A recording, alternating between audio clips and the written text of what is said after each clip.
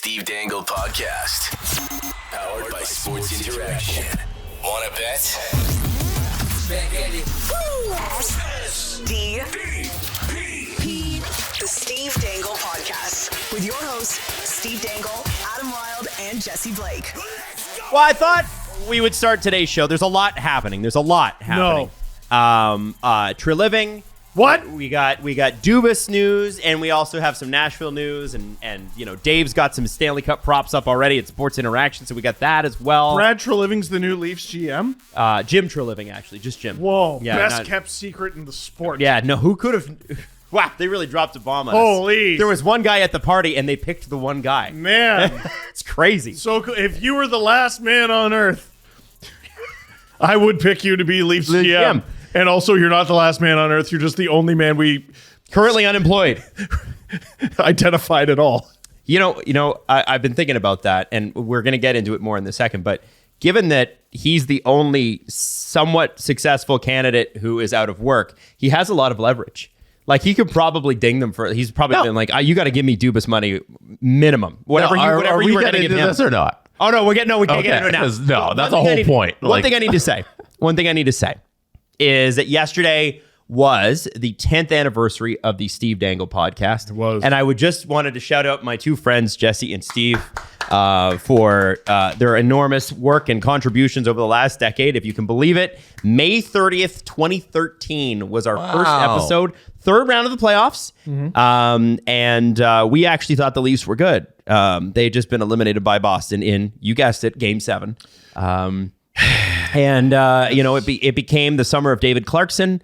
People forget that Jonathan Bernier, Dave Boland. We still thought Randy Carlyle was a Stanley Cup winning coach. I mean, he still is, but there was a lot of the analytics versus non-analytics debates were just ramping up, Raging. Yeah, it was an interesting time. And then about 14 months later, I think 18 months later, something like that, the very tall and very quiet and extraordinarily well-dressed Jesse Blake joined us, and the rest is history. Oh, wow. So, and actually, it was Jesse that started the YouTube channel, part of it. So, Yes. Yeah? Yes. Yeah. We didn't start even irregularly uploading YouTube clips until 2016. And I don't remember when we started doing episodes. 18? 19? Oh, like full episodes? Full episodes. No, we had started with full episodes, right? It wasn't. I think we did, yeah. We did Yeah. big chunks. It wasn't the full episode. Oh, okay. It was half an hour. Well, because I remember because the First video recordings, was yeah. Sasky Stewart. Was it? I remember that. And it was In my a house? second appearance. No, it was in the old Fan 590 backup studio. Oh, okay. Yeah. Now, Yeah. Adam, I thought it was very interesting that you opened by saying you wanted to congratulate your friends, Steve and Jesse, on 10 years. And you did not congratulate yourself. Well, I'm the king of self-congratulating. So what could it be? Well, I just know you don't like making a big fuss. But Jesse and I do. So we're gonna. Oh, don't hit me with it. Oh, what is happening right now? Let's go! 10 years! Let's fucking go! Oh, my coffee's ruined. Woo! Not a single piece of confetti in there. I got 3. Congrats, buddy. Wow. Congrats. Ow. 10 years in confetti. Who gets to clean this Congrats. up is what I... Congrats. 10 years. Wow. I was like, I'm sitting here and I'm trying to carry that segment and I'm like, are they not interested in the 10-year thing? I feel like it's a big deal. Like I felt like I'm like, do they not? Maybe I shouldn't care as much. I thought it was a big deal. I was waiting for Steve to pull out the thing he planned. Yeah, did you hear a big thump before we started recording? No. Oh, No. well, anyway, that One was of them Jesse's fell. confetti thing falling onto the floor because I shoddily taped it to the underside of the desk. Oh, smart. Okay. Yeah, so Well, listen, 10 years. how do you feel about 10 years? How do we feel about 10 years? Oh, man. Before we do all that, can we acknowledge Red Shirt Day? Oh, yeah. Yeah. Sure. So, Steve, why don't you take this one because it has to do with Easter seals, near and dear to your heart. Yes, absolutely. So I've told this story many times, many ways. But my family's an Easter Seals family. My sister has cerebral palsy, among other issues and disabilities. And we got to go to Easter Seals camps, I think twice. And they were wonderful experiences. I've told the story several times. I hate the beach. Yes. Yeah. Because have you ever tried taking someone with a wheelchair to the beach?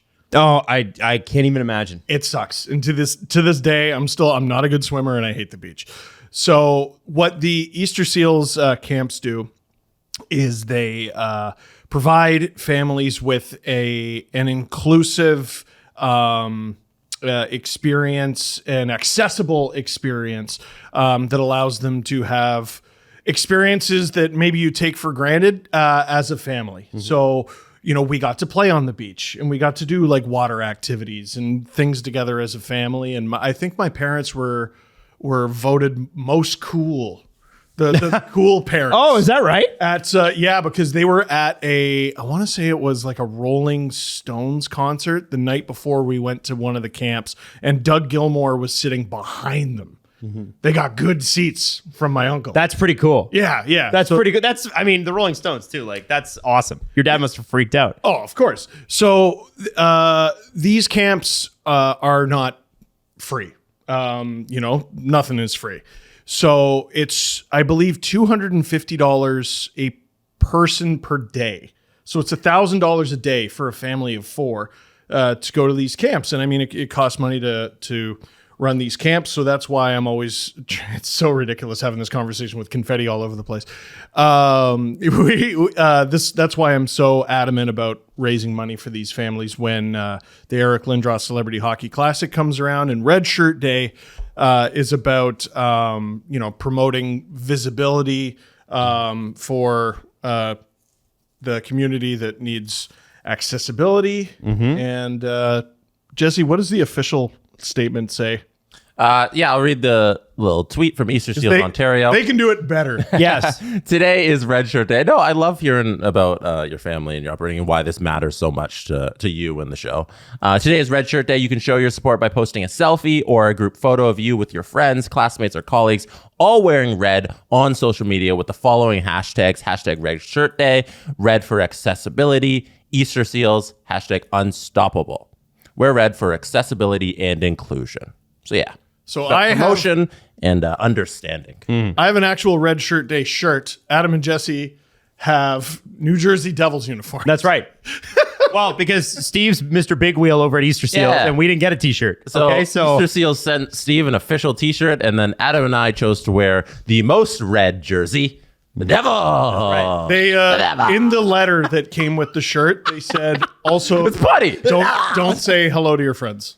Yeah. And they also said that? Yeah. We do not acknowledge them. No. They said only famous people can wear red shirts. That's right. Yeah. I also want to throw out there, if you're looking at the video right now, the confetti per capita is a little heavily weighted on my side.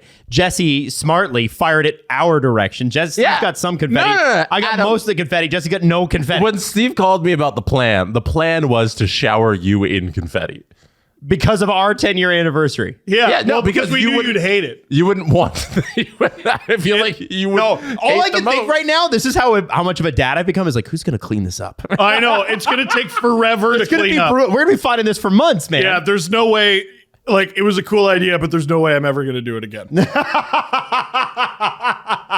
Oh, my God. Anyway, listen, 10 years and happy Red Shirt Day as well. We wanted to say those things. And to our listeners who have been with us since day one, and everybody who's come along the way, I think we don't get the chance to do this enough, and I think we should more. We're so appreciative that you're bothering to listen. That you make time in the day for us, that we get your DMs. I don't think I've ever had more potential Leafs trade DMs than I have in the last couple of weeks. It's crazy. People are like, well, okay, listen, what do you think of this? Like, I know that they haven't even got the general manager in, but like, Marner for Carolina for something. And I'm like, we so appreciate the passion and the excitement and everything around this show. It's been a crazy run, especially the last couple of years, and with the network and the growth and everything. And we know that we wouldn't be here. There is no us without you. And so we just want you to know that we love you and we appreciate it. And, thanks to the couple thousand people that listened to that first episode, because I'm sure it wasn't very good. Almost positive it wasn't. No, definitely not And the second episode was worse. We haven't done the most important thing about our 10-year anniversary. What's that? And that's come up with a not so catchy phrase with 10 in it. Oh. How have we not done that? Hold on. I think we have to leave that to our listeners. Because it's like you're talking about like Jeter, right? We need Ritu Pex. We need to reach or Duncan Keith, 1,000 games, what D1K? D1K. Dropping the dick on him? Steve Dixel, but it's D-I-X, like so Dis, Right. like in French. Okay. I think we could do I better. think we can do better than that. Steve 10 Dangle, like Steven. No? No. Add 10 Wild. I have a question. Do you Just know? 10 Blake. Do we have any idea how many episodes we've done in 10 years? Too many. I can tell you how many uploads we have to like Apple. Okay. That would probably be a good. That'd be like a ballpark figure. It's got to be 1,000-ish, right? Well, we were 2 episodes. 613 uploads. We were.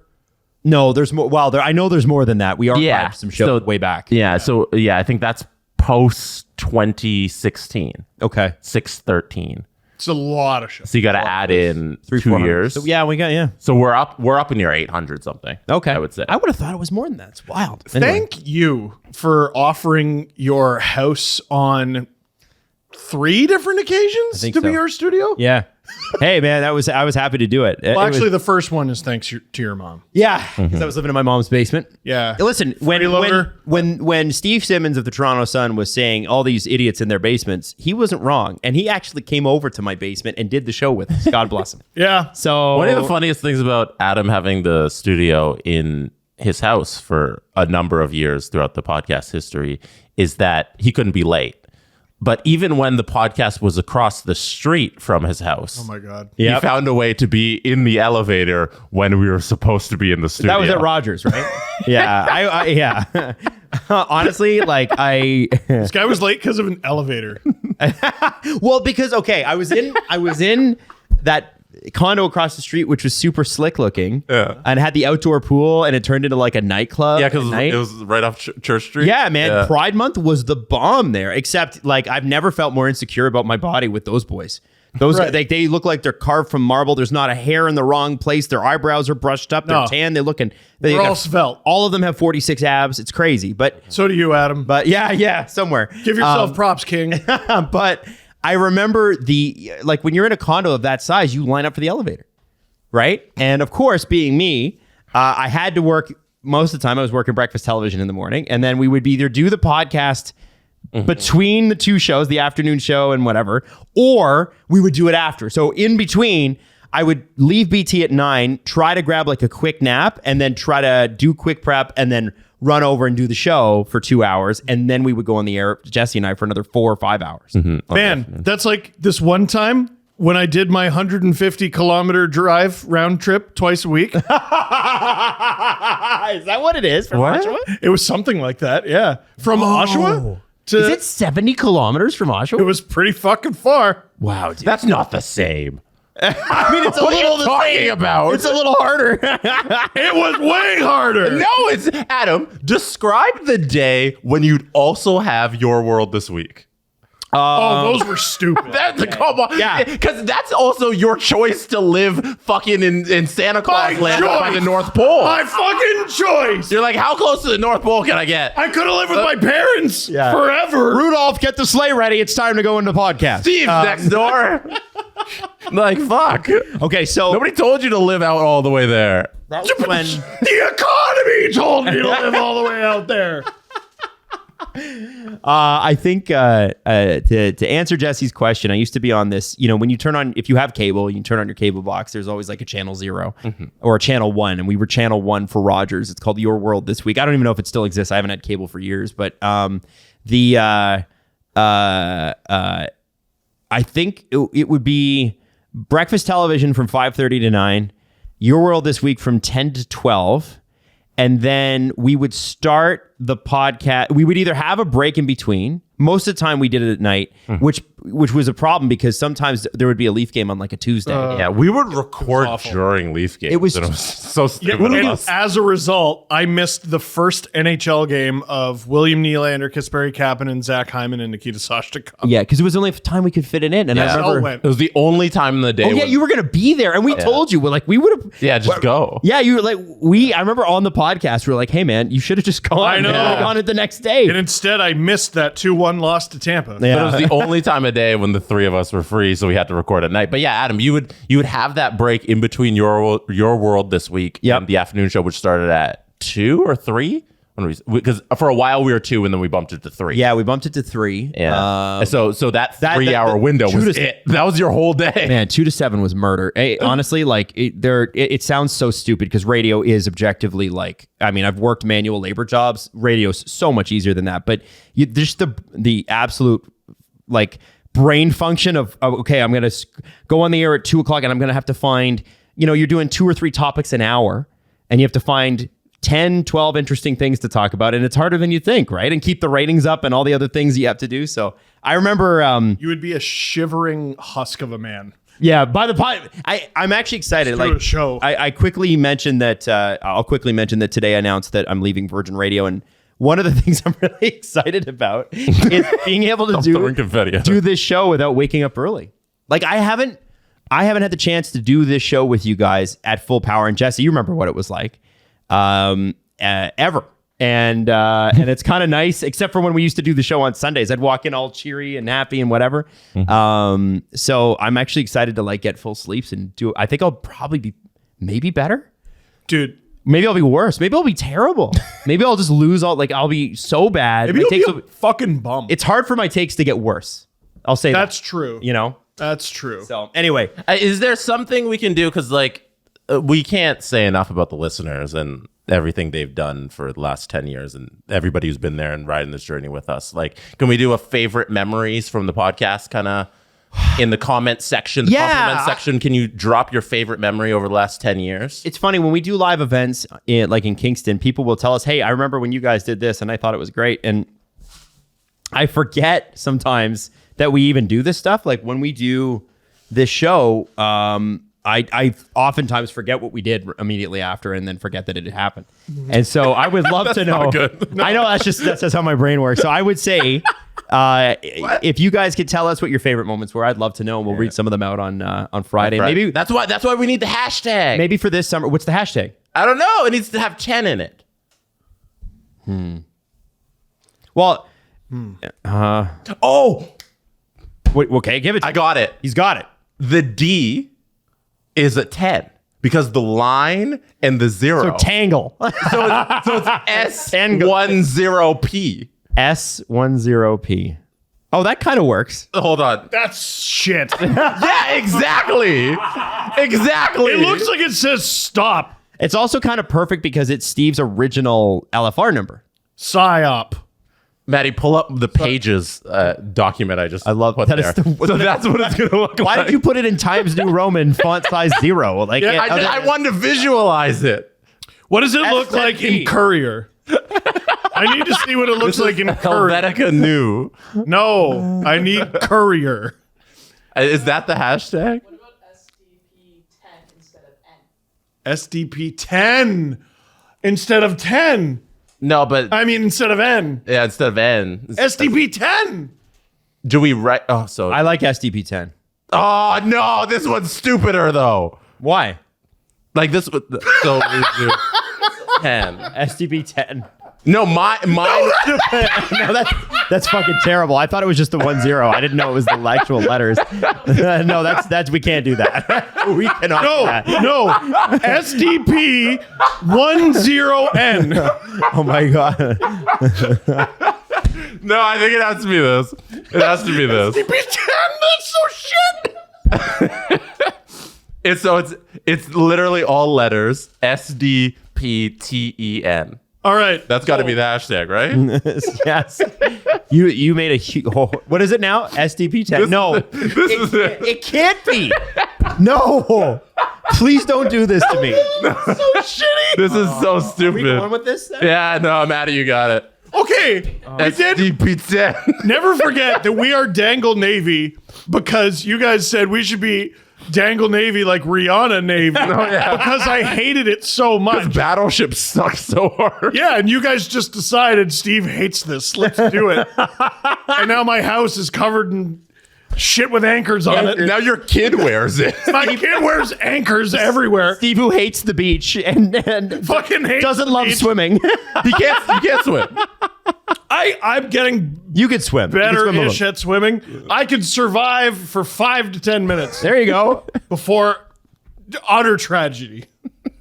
So if everybody out there, we've come up with the hashtag. It is hashtag SDP10, all letters. So it's SDPTEN. Use that hashtag on Twitter or on the YouTube comments and comment your favorite memory of the last 10 years. Oh my God. And I'm going to make t-shirts. And you know what I think we should do? That is We'll start ass. selling them on Friday. You know, when we do we do have a summer break coming in like a month and a half. So there's a lot of content to happen before then, but we definitely want to have some stuff that releases in the summer. Maybe we can do some like best of compilations over the 10 years that people can remember. no, we'll you know, be this could talking be about our the way movies. to make some of our best of. We're going to do some interviews and stuff too. So like, don't worry. It will be, some of it will be new, but like a best of over different years. What's weird though, is when we did some retrospective stuff a couple Christmases ago, we would look back and we're like, oh, it's not that good. No, it was some bad content.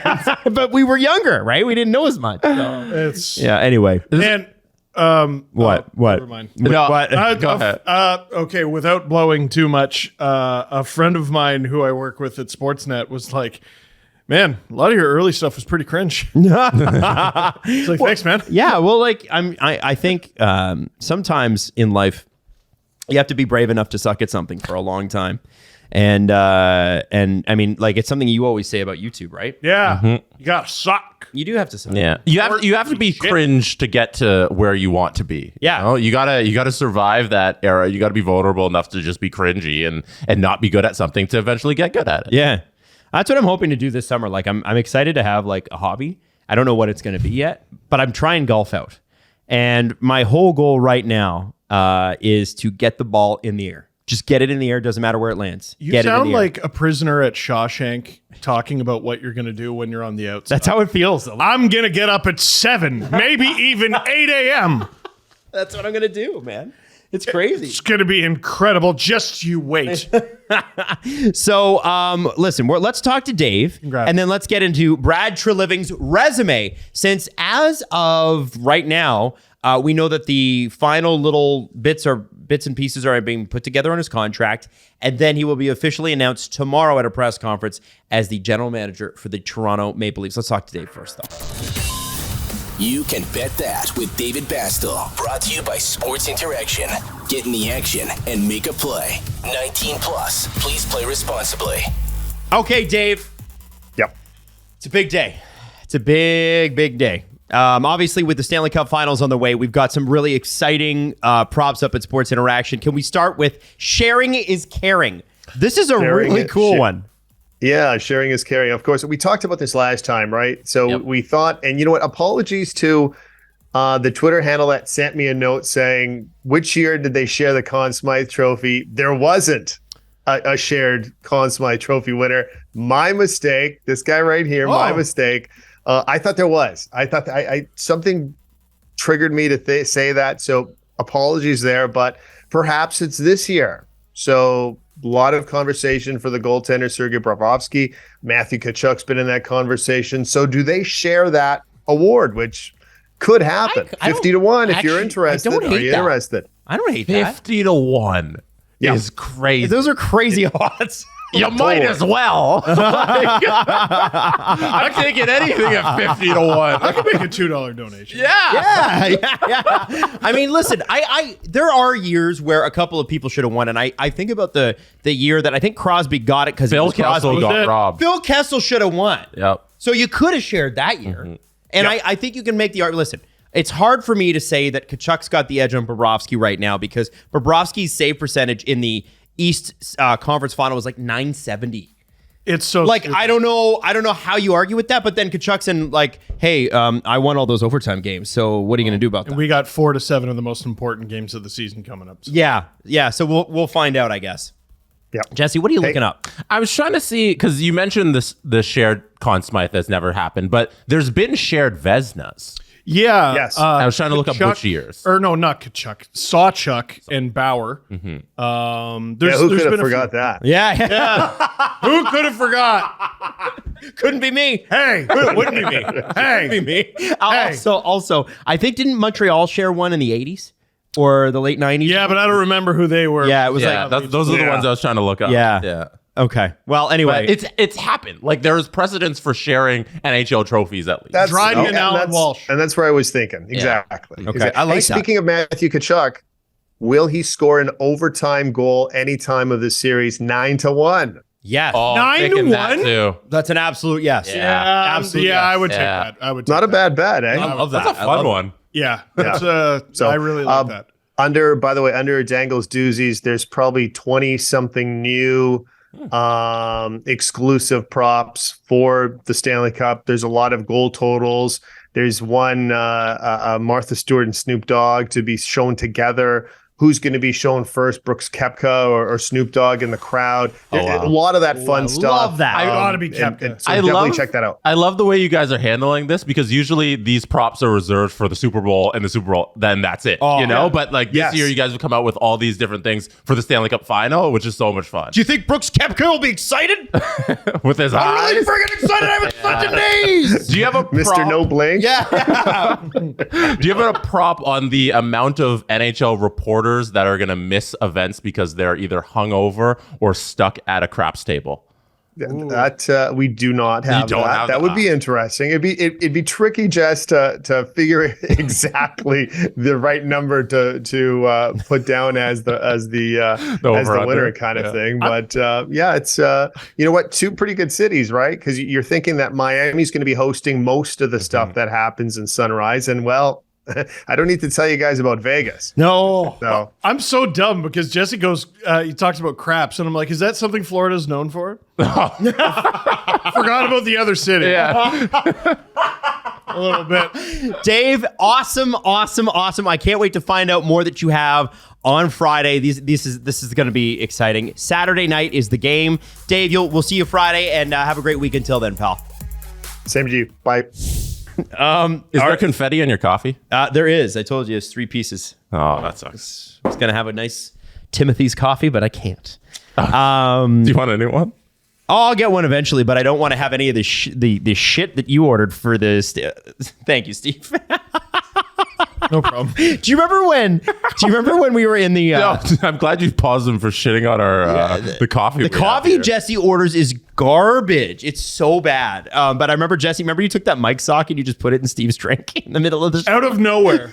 You don't remember this? No, I do. You must remember that. That was funny. Hey, do. Brad Treliving, according to Darren Dreger, will be the Toronto Maple Leafs general manager. Could happen as early as this afternoon in terms of the signing.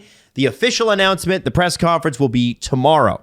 Was he the guy they wanted, or was he the only one available? Yes. But it doesn't mean that Brad Treliving is bad. It's not necessarily bad Treliving. And I think we need to have a look at this person. The 10 years, a big resume in Calgary, and understand, especially with the last couple of years with Murray Edwards saying, this is the coach I want, despite the fact that maybe it's not the best choice. We have to have a look at the wholesome view. Also, I think it's hilarious that if anybody thought anything was going to happen after the Leafs' second round bouncing, it was probably that they would fire Keefe, and probably that Dubas would get an extension done. And one of the big three big four would be traded. Yes. That's kind of what we thought. How it's worked out is we got rid of Dubas, and they're saying that 90 to 95% Keefe will stay. Which I don't necessarily hate. I mean, he's been a good regular season guy, but it was something apparently that Shanny said to all one person that he interviewed. Shanahan, he said he likes Keefe. He wants to keep him, but it's ultimately the GM's decision. But it's not, because Shanny has to okay it. So I just this is the weird part, right? Brad Treliving went from lame duck GM to instantly lame duck GM. Is that how you feel? Kind of. Well, not lame duck. It's just like, I don't know. Is he competent Chuck Fletcher?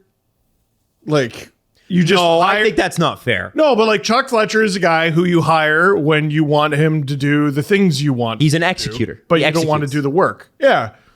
When you're the Flyers and you have stupid fucking ideas, but you don't want to do all the legwork, you hire Chuck Fletcher and he'll do the stupid fucking ideas for you. And then they fired him because they're like, oh no, our stupid fucking ideas were fucking stupid. And then Brad Chuck, Treliving this is your like, fault. Yeah, Chuck, Take the fall. we're all looking for the guy who did this. It's them. And Treliving is the guy who, like, it's so difficult to evaluate his time in Calgary because, especially at the end, we know he didn't have a whole hell of a lot of control. Right. Now let's start with his draft history. Sure. Okay. Now, draft it's really important that we make a distinction here. The general manager usually hires the scouting staff, but the drafts themselves are far more a reflection of what the scouting staff has come to the GM with. I know the GM makes the ultimate call. Dubas, especially because of his knowledge of the junior leagues and because he had just come out of there, had a lot of input on that, but it ultimately comes down to the scouts to make the call. Mm-hmm. And so I want to read some names out, and I want you to feel like, hey, this is great, but also remember that there is an asterisk next to it because this person wasn't necessarily drafted by Brad Treliving. It was a recommendation. What? Okay. Are you starting 2014 or 15? 14. Okay. I would say 2015 just because 14 he's just getting established. Doesn't matter. It's not like this year I'm not going to be like Treliving's a fucking genius. Like if the Leafs get Okay. good. All right. Well, He was hired on April 28th, 2014. I think that's more than enough time. It's Okay. 2 months before the draft. No, I was got about acquainted. to say it's a little hard to give him any credit for any of those because all the players are done. You know, like you play your season and that's Yeah. where the scouting's evaluated, and then the scouts already kind of know who they're picking at that point. It would be the previous regime's scouting staff. Yeah. Is what Okay. I'm trying to argue. Okay, fine. Well, the only person of note in that draft really is Sam Bennett, which they picked 4th overall. But the next year actually reflects pretty darn well on Treliving and staff because it starts with So sorry, not Nope. to. Nope. I do. Don't No, you fucking- no. Because I ruined your 2014 thing. I have to bring it back because I forgot about Sam Bennett. There was a story out of Calgary, and I do not remember who it's from, that someone saw Treliving and Brian Burke, who was the president at the time, high five when Edmonton picked Draisaitl. yes. Yeah, Adam read that tweet last episode. Yes. Well, there you go. Well, who was it from? I forget now. I've deleted the prop for it. Ah, So shit. You're asking me to remember stuff. I can't. I couldn't even remember that you guys, or I couldn't even see that you guys brought in confetti today. Come on, I'm out on an island here. Fair enough. But I'm going to name players. I think it's important, like in the draft, you want to look at the players that actually played NHL games, right? Yes. You don't want it, like, you're going to miss, and you're going to miss most of the time. That's what the draft is. Most of the players Isn't that are crazy? not going to make it. Yeah. You're gonna swing a 200 or a 300 like in baseball. Your average is not going to be great, but starting with the 2015 draft, they had 5 picks and 3 of them have played over 150 games in the NHL, and those names are Rasmus Anderson, Great. 2nd round pick, 53rd overall. Good. Oliver Shillington, 2nd round, 60th overall. I remember Leaf fans really wanted Shillington. Really good. And in the 6th round, 166th overall, Andrew Mangiapane. That is a great friggin' draft. Holy shit. That's of 5 picks. They got 3 of them. That's a D pair and And a good second line, first line guy. I'd say middle 6 forward. middle 6. Yeah. Yeah? Yeah. Wow. Pretty good. That's a great draft. There are 4 players in the 2016 draft that have played in the NHL. Those players are Matthew Tkachuk, 1st round, 6th overall. That was an easy hell yes. Meh. Dylan Dubé, 2nd round, 56th overall.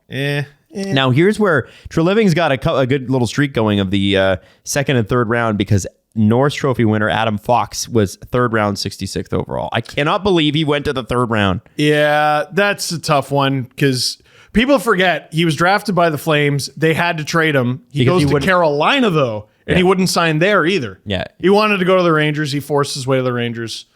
It's kind of crazy that he was good enough before ever even playing a game that he could do that. Well, I mean, he's a rare example of a player who can do that. and pulled it off. And like Jimmy Vesey did that. You know what's interesting about that though? And he is ended that up he's on the Rangers. He's never been stuck with like this player was difficult. Adam He said Fox? no. Yeah, he said no to 2 NHL clubs, and obviously he's been great in New York. And I don't want to take away from his success, but most prospects that do that, look at even Eric Lindros, Hall of Famer, but all people could ever talk about is how he forced his way out of Quebec. And honestly, if you know anything about the Quebec ownership at that time, you wouldn't have wanted to play for them either. The Leafs were the beneficiaries of a college player who the team who drafted him felt like he wasn't going to sign there. Hyman. Oh, Florida. Florida picked him, and they're like, he's not going to sign here. So the Leafs got Hyman for Greg McKegg in a conditional 7. Greg McKegg, who has gone on to a pretty solid career as well. With a leg for an arm and an arm for a leg. Stop it. So Matthew Tkachuk, Dylan Dubé, Adam Fox, and with 3 games to his credit, and good for him, 166th overall in the 6th round, Matthew Phillips. The little guy From Victoria Royals, yeah. Yeah, he had a crazy year in the AHL. Oh, that's it. That's an interesting pick. Pretty interesting pick, yeah. Okay. And listen, late, I mean, you never expect him to play even one game. That's when you make picks like that. Yeah. So Like, pretty well- good start, right? You know, you got Sure. Anderson, Shillington, Mangiapane, Tkachuk, Dubé, and Fox, pretty good, and I'll include Phillips in that too. The next one, next year, Calgary picked 16th in the first round with Juuso Valimaki. Tough. Tough one. Still has played 160 games in the NHL. He's not a bad player. It's just they never really made a spot for him. Adam Ruzicka, fourth round, 109th overall. He's played 75 NHL games. Yeah. Now, as we get closer to the current year, you should expect that some player, it takes 4 or 5 years sometimes for these guys to Like, develop. what draft year is this? We're now into 18. That was 17 that I just told you. Valimaki was 17. How many players here? You can sort by games played Mm-hmm. on 2018. I'd like to know how many players have hit. I would say 150 games. So in the 2018 draft, not a single draft pick has played in the NHL. No. So that's just Calgary. I mean league wide. Oh, okay. Do you want me to do this? Yeah, sure. I'll do it. Sorry. Click that. It's not a ton of players. Yeah. It's, I don't know, 20 max. Like the most is Brady Tkachuk with 359. Yeah, 20 max. So It's not a lot. So yeah, from the 2018. So and listen, they didn't draft until the 4th round either. So I also feel like, you're taking swings and you're trying. So, yeah, hold on to that note for after you're done. Jacob Pelletier was the 1st round pick in 2019. What number does he wear? Sorry, Pelletier. I don't know. What number does he wear? No, that was the. I know. The most games that anybody has played from that draft, Jack Hughes with 244 and Capo Caco with 239. Very different results there. 2020 draft. No player from the Flames has yet to hit the ice, but you have Connor Zary, Yan Kuznetsov, Jeremy Poirier, and then of course Matt Coronado. The next year was the first round pick, 13th overall. Cameron Wynot was drafted there. Treliving drafted. Why not? Why not? Why not? Love that. 3rd round, 89th overall, and then last year. They only had 3 picks, started in the 2nd round, Topi Roney, and then did not get another one until the 5th round with Parker Bell. So When did they get Dustin Wolf? that's a good. The 7th round of the 2019 draft. There you go. So he's pretty only good. played the one game, but that's an unreal pick. He's one of the best goalies not in the NHL. It's not a bad record.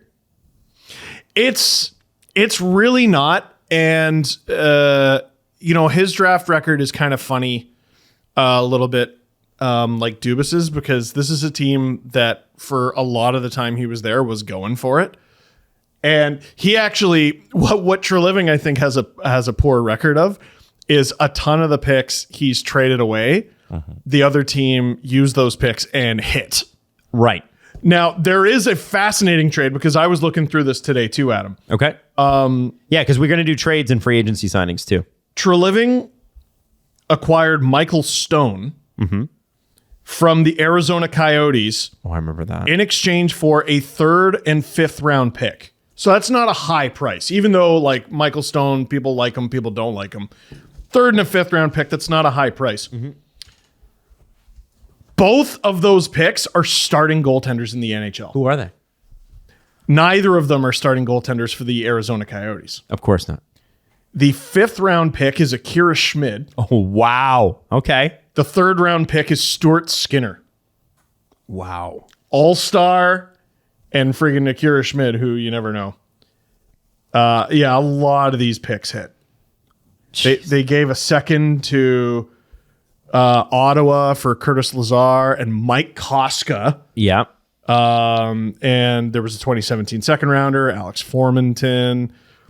A lot of these guys ended up playing NHL games. Travis Hamonic and Lucas Fook. There was a 1st round pick sent to the Islanders. That's Noah Dobson. But it's like Noah Dobson. Oh, never mind. That's 12th overall. That sucks, man. That trade sucks. Yep. Yeah, there's a few pretty tough ones in there. Even like the Dougie Well, I don't know. It depends on how you look about the Dougie Hamilton situation, how that played out, you know. I think the Dougie Hamilton situation is a great place to start because that's perhaps one of the things that he is best known for early on. I mean, obviously, we can go all the way back to like him acquiring Brian Elliott or some of this stuff that he did early. Also, Freddie Hamilton. Let's not forget Freddie Hamilton. I think it's a pretty easy argument the Flames won that trade. Well, let's go to it. So let's talk about Dougie Hamilton. What I'm just trying to pull it up here. It's Hanifin and Lindholm for Dougie Hamilton, Adam Fox, and Michael Furland. I don't know how you win that in retrospect but we didn't know who Adam Fox was going to be yet. Well, so here's how you win that trade. Furland, I believe, his career was sort of cut short by injuries. He didn't do a whole ton in Carolina. Hamilton, they let walk to your guys, the New Jersey Devils. And Adam Fox, the Hurricanes simply had to flip because they weren't able to sign him either. Hamilton's the only guy who made an impact on that team. Now, they might have flipped Fox and got decent picks. I feel like they didn't. I think the mismanagement of they got like mid-round picks. The Hamilton situation, and whether it was, I remember at the time, like John Shannon tweeted out about, something about, the team would be out for lunch and Dougie Hamilton wanted to be at a museum or something. Like that's the famous story that came out from there. And the insinuation, I believe, was that he wasn't a team player, which I think has been proven to be false. He's just a different dude. I think not having Dougie Hamilton and making a space for him in terms of like making him comfortable and making him a big part of your team. You acquired him from Boston so that he could anchor your defense. Mismanaging that is a blight. Now, they did turn it into a good trade, and one thing that you're going to see over and over again is Brad Treliving's pretty damn good at making some trades. Yeah, I think in a situation where his hands are tied behind his back in the Adam Fox situation, because with Adam Fox, if you look back at the history, he had every right to kind of not sign with Calgary. He was a college free agent. His contract, if he plays the year in college or whatever, he becomes a UFA on, it's like August 15th or whatever, And if he's looking at it, he's like, I can just be a free agent and I'm 20. Yeah. Why would I ever sign with any NHL team? Yeah. So if they draft him on this chance that he might sign with them, and then they get clarity that he's not going to do it, and then they flip him for a package of Lindholm and Hanifin, plus you throw in Dougie Hamilton, who I guess was unhappy or doesn't fit in or whatever. To me, that's a great trade by Treliving, especially the way Lindholm turned out. And Hanifin's like, you don't have to say anything. Like, he's a great player. And what'd the Hurricanes get for Adam Fox? Nothing. 2 seconds. 2 seconds? Oh, okay. They got 2 seconds from the Rangers. One was Dougie Hamilton that walked, sorry. Yeah, one was Mads Sogard, who I'm pretty sure is on the Sens. So they flipped him. And then the other guy is Noel Gunler, who I haven't heard of. That's okay. He's a recent pick. They ended up with Seth Jarvis because the Leafs had to offload Patrick so Miller contract. This isn't about Carolina doing shitty in that trade necessarily. It's Treliving made the best of a bad situation in that deal. This is something that's kind of come up in Treliving's track record here. There's been numerous times where he has to make these trades because of circumstances. And each time when the trade is made, you're like, oh, he didn't do too bad in those situations. It comes up with the Tkachuk trade as well. Yeah, that's a deal that, at the time, no, I wasn't a huge fan of it, but you got to let these things play out. And I think the tricky thing with Treliving in Calgary is in numerous situations he was faced with, the player just doesn't want to be here. And So- what are you supposed to do about that? Well, and I think let's go back a little bit further because I'm looking at some of these earlier trades, and he had to do. When he traded for Dougie Hamilton, it was a first round pick, a second round pick, and it's 2 second round picks. The first one, Boston turned into Zach Senyshyn, and then Jakob Karlsson, and then Jeremy Lauzon, and that was for Dougie Hamilton. Not bad at all. He was also able to offload Sven Baertschi and Curtis Glencross at the trade deadline in 2015 for draft picks. The Sven Baertschi pick turned into Rasmus Andersson. The Glenn Cross one I did a trade tree on because they sold at the deadline and made the playoffs. Right. So they did extremely well there. Yeah. It's the shame about Treliving is some of his best work was 8 years ago. Well, but you see some of this kind of where he's harvesting picks here. Another one I really want to point out here, and I really like this trade, and people forget about this guy. But when Yuri Hudler signed out of Detroit to Calgary, I was living in Calgary, and he was easily, to me at least, their best center at the time. He had some really good seasons. But towards the end of his career, that's a very underrated NHL player. He played on some incredible Detroit teams that he got overshadowed. But towards the end of his career, he wasn't that great anymore. And Treliving was able to offload him for a second and a fourth to Florida with no cap damage. And that's a $4 million contract. He also turned Chris Russell into Yoki Paka and Dylan Dubé. That Dylan Dubé pick is from Florida. Yeah, and is he the most high-end player? No, he's at very least on the roster. Listen, Leaf fans, this one will sell you on Treliving. Yeah. Right? He got a 3rd-round pick for Dave Riddick. We saw how Dave played in He Toronto. got a 3rd-round pick for 5 mid-ass games from Dave Riddick. Now, he did give up a 2nd-round pick and a 3rd-round pick for Brian Elliott in 2016. That 2nd-round pick turned into Jordan Kyrou. Maroon! That's not great. That's not great. Well, That's the one I forgot. if That's we a go bad over one. every GM's track record, There's stuff. how many of these do we get? The biggest name Treliving acquired was Nicholas Backstrom. The other Nicholas Backstrom for David Jones. Yes, I goalie. remember that. Goalie? The goalie. Yeah. Nicholas Backstrom was a Flame? Yeah, the goalie. Yeah. The goalie. No, I know you're talking about the goalie. I remember that. He was great. It's the biggest name. He actually was good. He was great for a time. Yeah. I don't know what caught up with him, but no, he was a really good player. So I wonder if we analyze this for all 32 GMs, how many draft picks turn into stars, And I look at this and hold that against you also, Yeah. I think if you take a draft pick and if you trade a prospect, it's one thing. If you trade a draft pick, that team has to hit on that draft pick. So Yes. it's a credit to the team. Like the Hamonic trade in 2017, the Islanders got a first, a second, and the second the next year. The player that you really need to know about that is Noah Dobson. And right? that's 12th overall, like a top 15 pick, you better be acquiring a great player. Yes. And he simply was not. Yes. Yeah. Hamonic was never that. No, but there was a lot of in analytics at the time. Hamonic was a analytics darling. He was. I don't remember. The Leafs were going to trade JVR the last year of JVR's contract for him. That would have been a better trade for everybody. God. But yeah, Hamonic's. I like what he obviously did. Obviously later on, obviously we get the Lindholm and Hanifin. You've got. I'm kind of moving forward here. The one deal I want to really circle on is Milan Lucic and James Neal. Now, James Neal had signed in Calgary for, I think it was a 3-year deal. He was making almost $6 million right after the Golden Knights run to the Stanley Cup Finals. And it almost immediately didn't work out. I think he had his teeth knocked out first off, didn't he? And it just was not. Where is this? James Neal.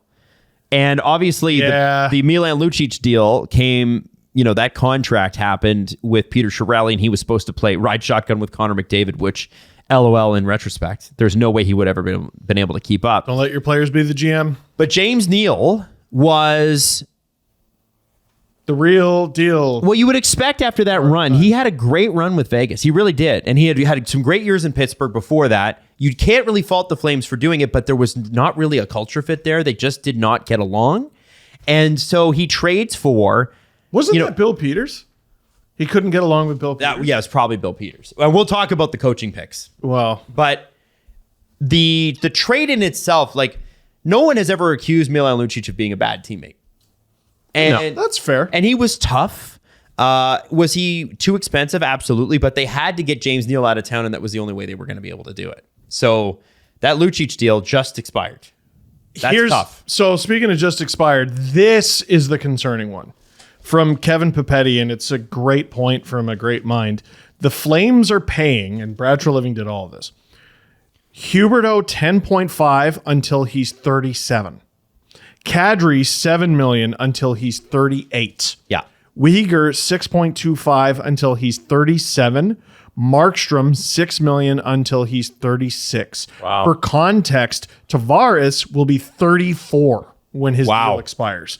And we're talking about that like, Jesus Christ, this guy's on the back nine. It's the Dave Nonis, like, I don't care about year 4, 5, and 6. Yeah. So, but that to me is more relevant than all the draft stuff. Because first of all, Treliving, contractually, the Flames are not allowing him to work on the Leafs draft. Which is fine because it means the Leafs will draft the way they always draft. I mean, I also think there's ways around that. But he is taxed with locking up the core, deciding who's going to be in the core for years to come, and locking them up. Matthews, how long is that contract going to be? How much is it going to be? Nylander, how much is that contract going to be? How much is it going to be? And Marner's an interesting conversation. He's got 2 years left. The no move kicks in, yada, yada. We've been through that. Yeah. And there's a ton of free agents on this team. He's got a lot of cap space to work with and do good things with and screw up. Tyler, But he's really good at giving guys who are just on the cusp of 30 really long contracts. Right. And that doesn't sound like a good thing. however, let's give him credit. Last year, what choice did he freaking have? His two best players walked after a disaster second round against Edmonton. What choice did he have? He had to go out and he had to do the sign and trade deal with Tkachuk, and Gaudreau walked for nothing. Now, you could say that the Flames fucked that up the season before when they didn't sign him to extension, didn't work harder on the extension, and I think you absolutely make the argument. But I wonder how much of that was ownership interference as well. He said so much himself in what was it, the interview, the press? No, he didn't say it. The new GM, what's his name? New GM in Calgary. Craig Conroy. Craig Conroy said that. He said that in that they wouldn't let that happen again. They wouldn't go in that situation with Johnny Gaudreau because he controlled everything. He had all the leverage once they reached a certain point, and they let him walk. And he learned that lesson. I hope Treliving has as well. I hope Murray Edwards learned that lesson. In a way, I mean, he's sort of the perfect guy for the next few weeks. That doesn't mean I think he's going to do a good job long term. Like, basically, I keep coming back to it's impossible to run it back. It's impossible to run it back with this core. You can't. I don't think you can sell the fans on it. No, Brendan's really, really trying. Oh, there's certain fans you can sell. I think he's fibbing. I think he's a big fibber and fibbing.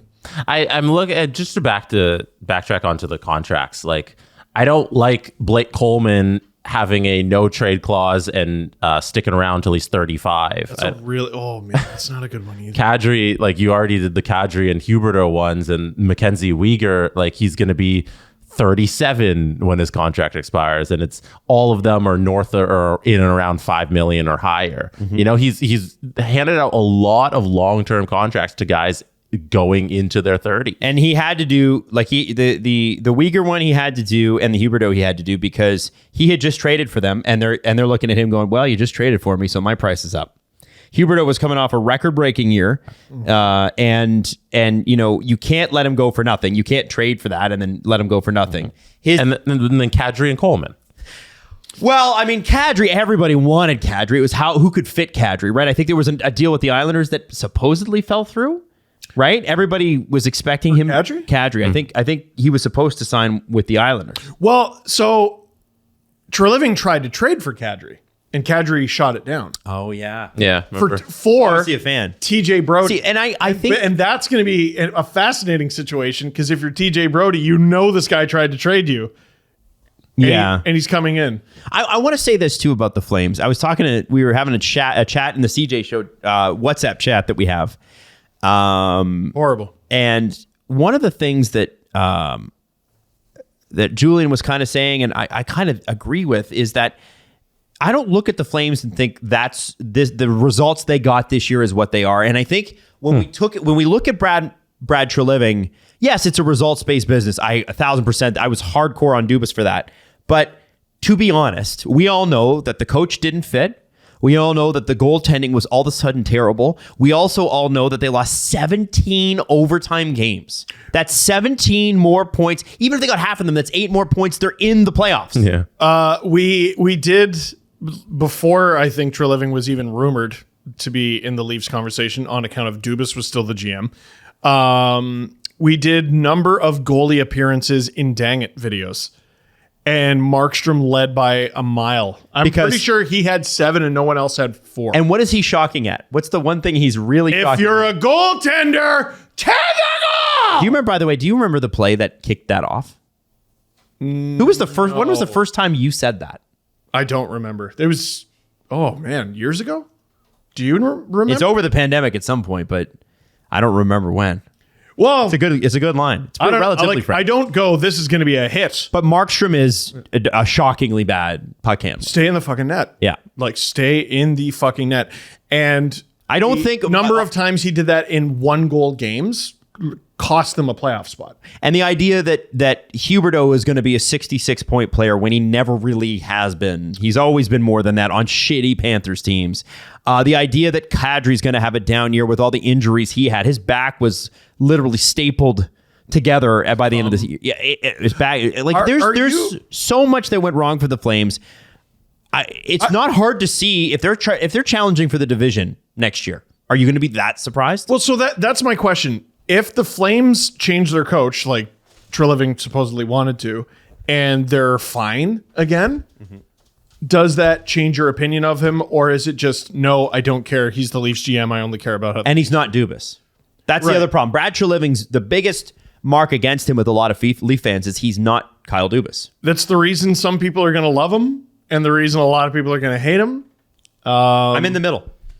I don't know. And then... I'm not jacked about this. But how much of Brad Treliving's decision-making matters if Brendan Shanahan makes the final decision anyways? You're right, Jesse. And if that's the case, things have been going pretty good. Yes. In the end, we'll get more of the same. Yeah.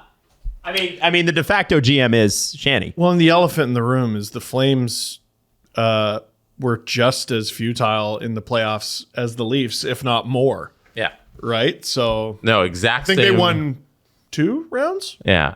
Exact same, never made out of the second round. No.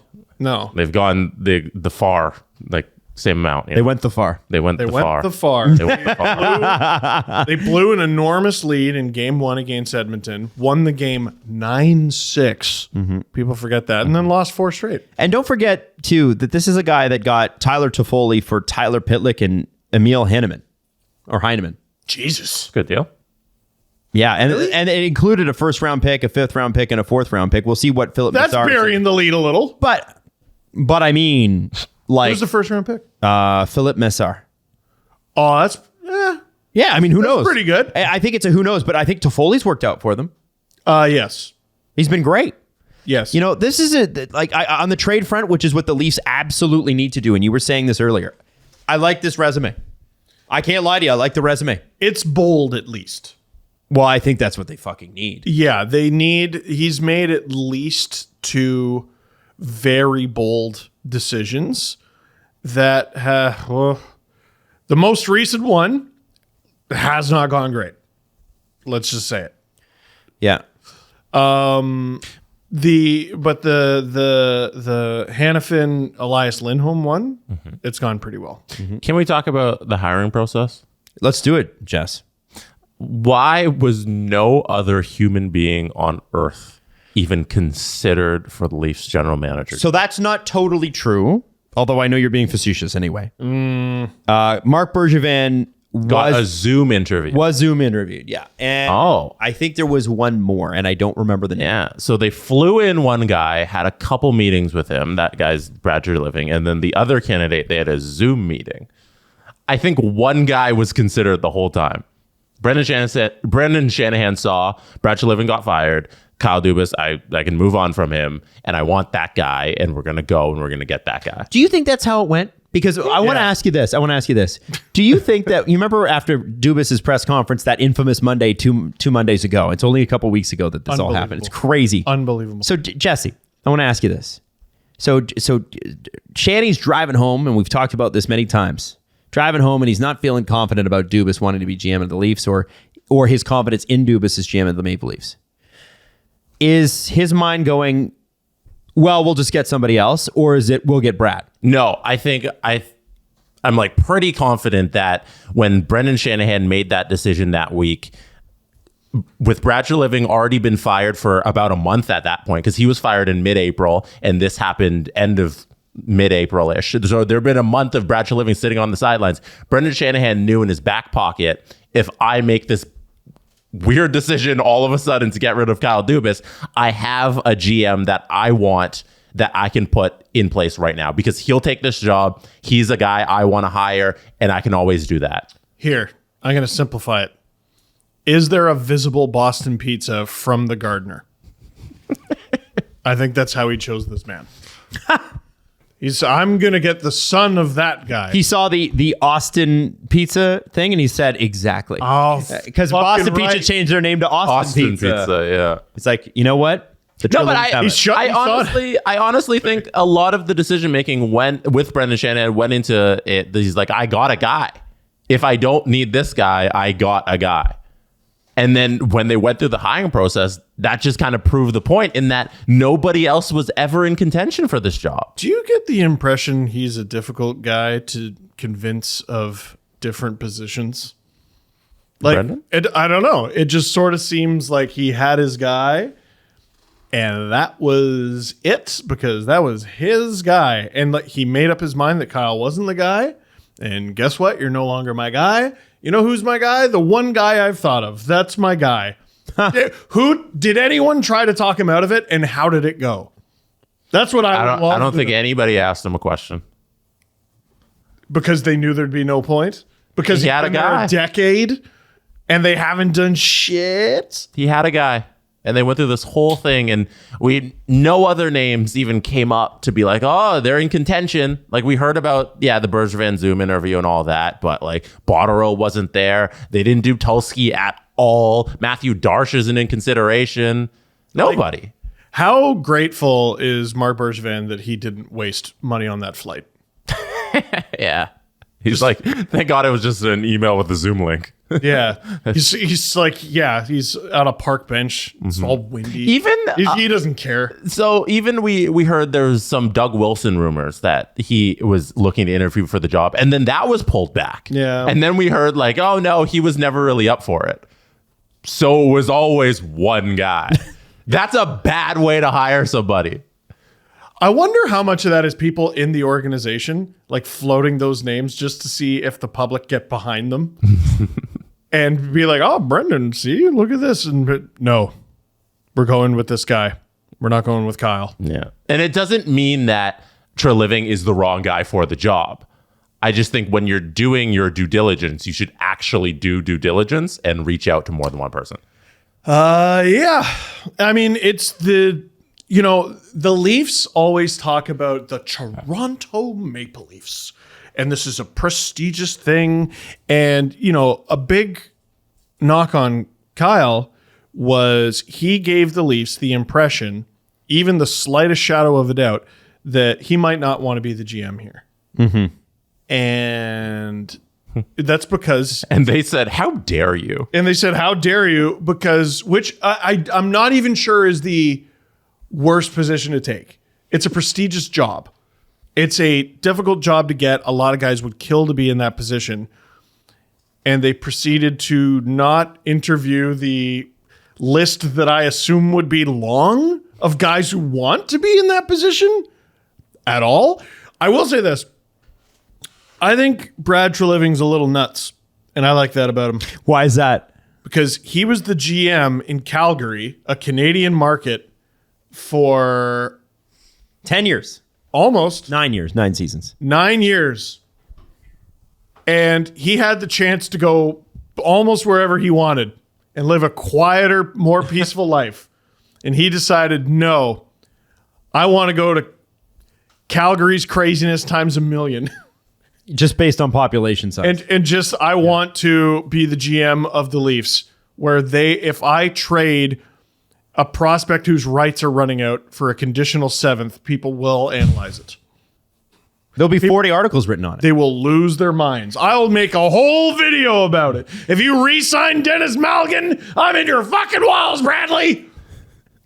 Like, he's a little nuts to go from Calgary and then looking at the Leafs and being like, that seems like a cool job. No, Kevin I'm gonna do Babetti's that. drafting a tweet right now about that conditional 6th that might go out the window. That's right. And Kevin, your Twitter account's been on fire lately. It has. So keep it up. I also want to throw this out. Brad Treliving might be the first Leafs general manager in history that's as rich as or more rich than the members of the board. And I think that's important because despite what you may think, Brad Treliving doesn't fucking need this, bro. So I had a look. I don't think I like that. The Treliving family fortune is Only Adam would bring this up. it's about $700-800 million. Now, Larry Tannenbaum's in around $2 billion.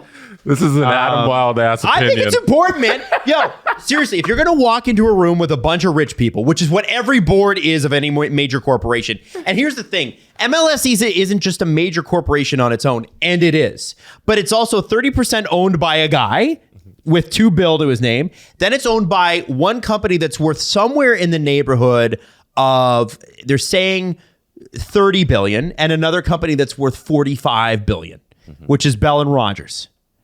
It's less than Waystar Royco. Yeah. Way less than Waystar Royco, but it's Canada, so you got to remember scale's smaller. Yeah. You got to remember that That's a lot here. to be able to and I've been in some of these rooms, not because I'm a billionaire.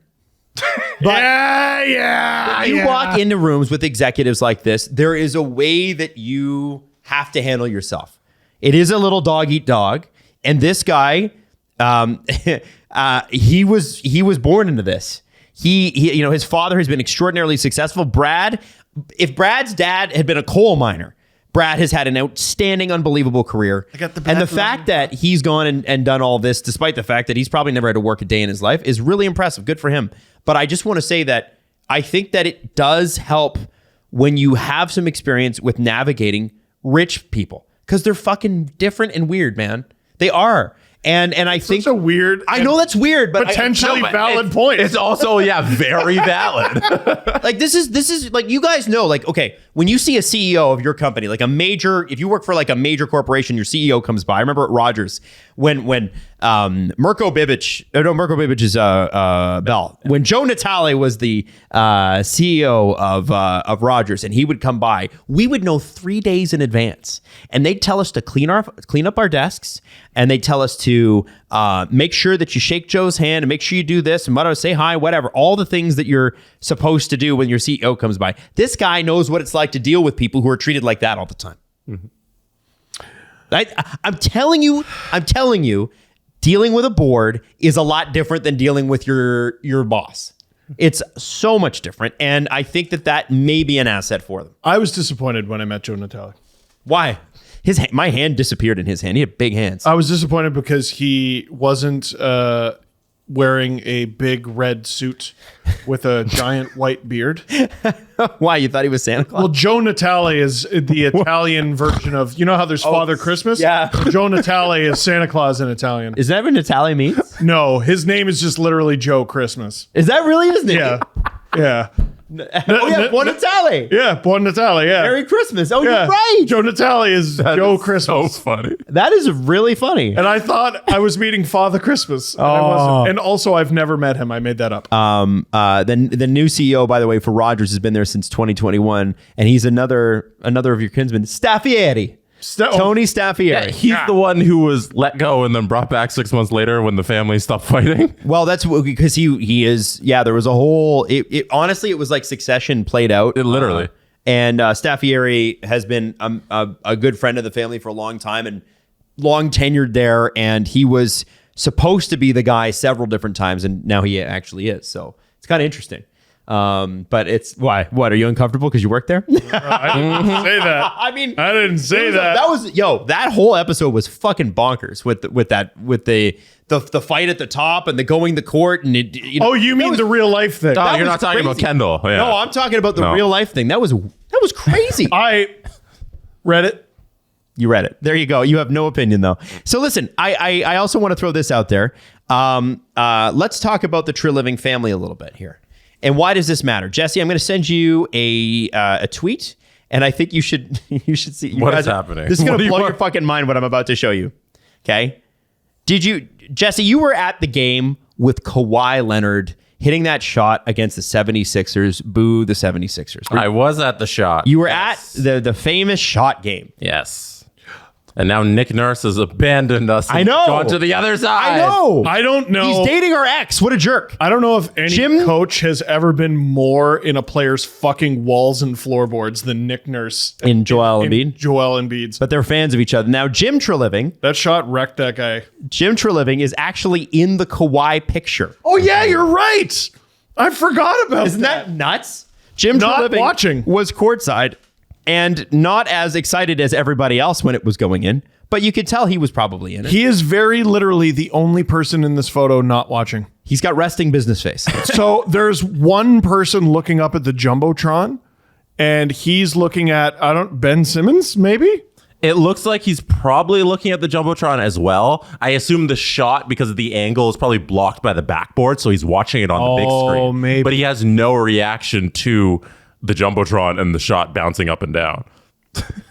It'd be great if we could see a shot of Jim Treliving losing his fucking mind. Like, oh, he hit it! I'm sure bang, he did. Bang! Oh, that's interesting. Here, I can what's this? Pull that off screen. Let me watch the shot. I'll pull up a video of the shot and see if we can find him. Are we going to ruin Brad Treliving's debut with the Leafs when we find out his dad is a Sixers fan? Oh, he was like, upset. And he's like, shit! Fuck! Review it! Review it! God damn it! There's a travel! Man. There's a travel! They're gonna call it a travel for years and years. Yeah, like, he's got to be in this footage. So he would have been. Oh, I can't get. Jesse's scanning this for anybody. No, we listening can't in show audio. this. Okay, so he is. He's right in there. Right in there. Yeah. This is not the Kawhi shot anymore. This is the Jim Treliving Zapruder film. I cannot believe this fucking shot went in. It's crazy. I can't see him jumping. Oh, maybe this angle. We will find this. We are so finding this. Because everybody around him is standing, right? So he's sitting down. So it's hard to see him from any other angle. But I can't determine whether or not he did indeed jump for joy. What a truly stupid shot. We don't have a conclusive decision. So the ruling on the field stands. 15-yard penalty for holding.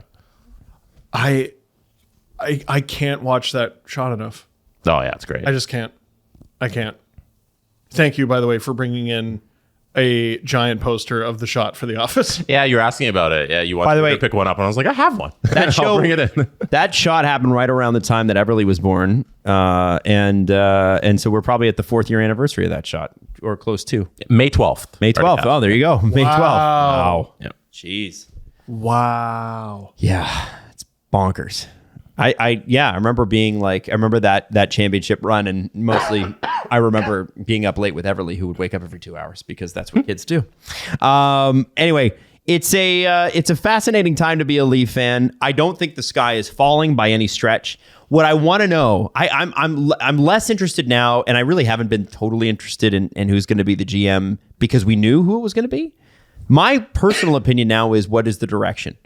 And they can talk a bunch of shit tomorrow about, well, we want to, like, it's going to be very Pierre Dorian. Well, we're a team. That's what tomorrow is going to be. It's gonna be, we're a team and we want a culture. We want this one. They have a culture. They have a team. Show me. Okay, you've made it to second round of the mountain. Show me how you're going to get to the third. Show me how you're going to get to the fourth. I want to know, and they're not going to tell us. Anything shy of announcing a trade tomorrow, I just don't care. Well, and I think we will go through the press conference and absolutely overanalyze everything because that's what we're supposed to do. Yeah. But I think that'll be fun. But at the end of the day, they're going to show us in their actions. And, we do have the report from CJ that Shanny called all the core four and said, you guys are, left with the impression that they are sticking around. Here's the thing about pro sports is people lie and plans change. And I'm not saying that Shanny's lying to them, but if they find out in a week that they've got a trade on the table that makes them better, bye-bye. Down goes Brown. Can't wait to find out what offhand comment Treliving makes at the press conference that causes the Leafs to drastically change their entire opinion on him. Oh, shit. He's been good.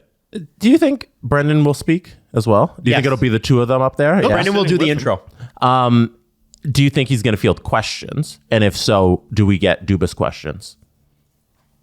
Oh, 100%. 100%. And he will be directly asked, hey, why did it never seem like there was another legitimate candidate? Someone's going to ask it. And he's going to say, oh, yeah, we interviewed plenty of people. There were a lot of candidates, and this was the guy. Like, I can tell you the answer right now. It's not going to be any answer. High quality person. Yeah. We hired a... This is we went through all the candidates. This is the best one for the job.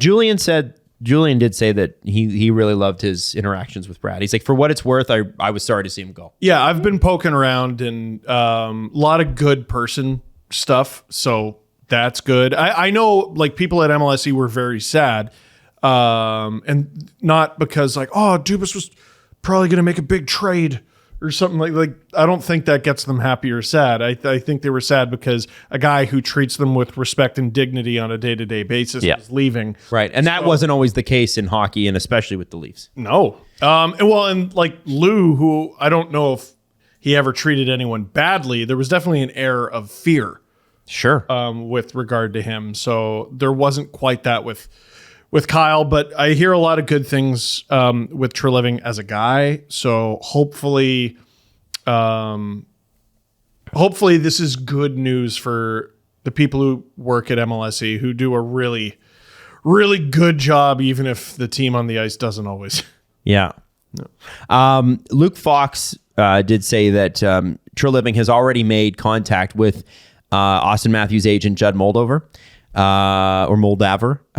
They have a good relationship anyway. And there have been multiple reports, and I urge you to believe them.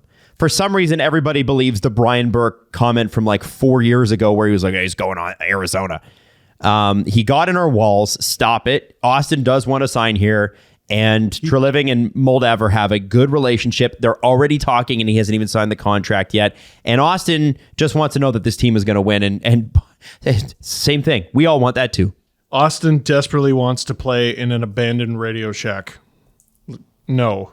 Yeah, exactly. Listen, he might not stay here. He ain't going there. Mm-hmm. I'm just not worried about it. I was trying to look. We can save it for next show when we analyze it to death. But I was going to look at the client list for who the Flames have signed.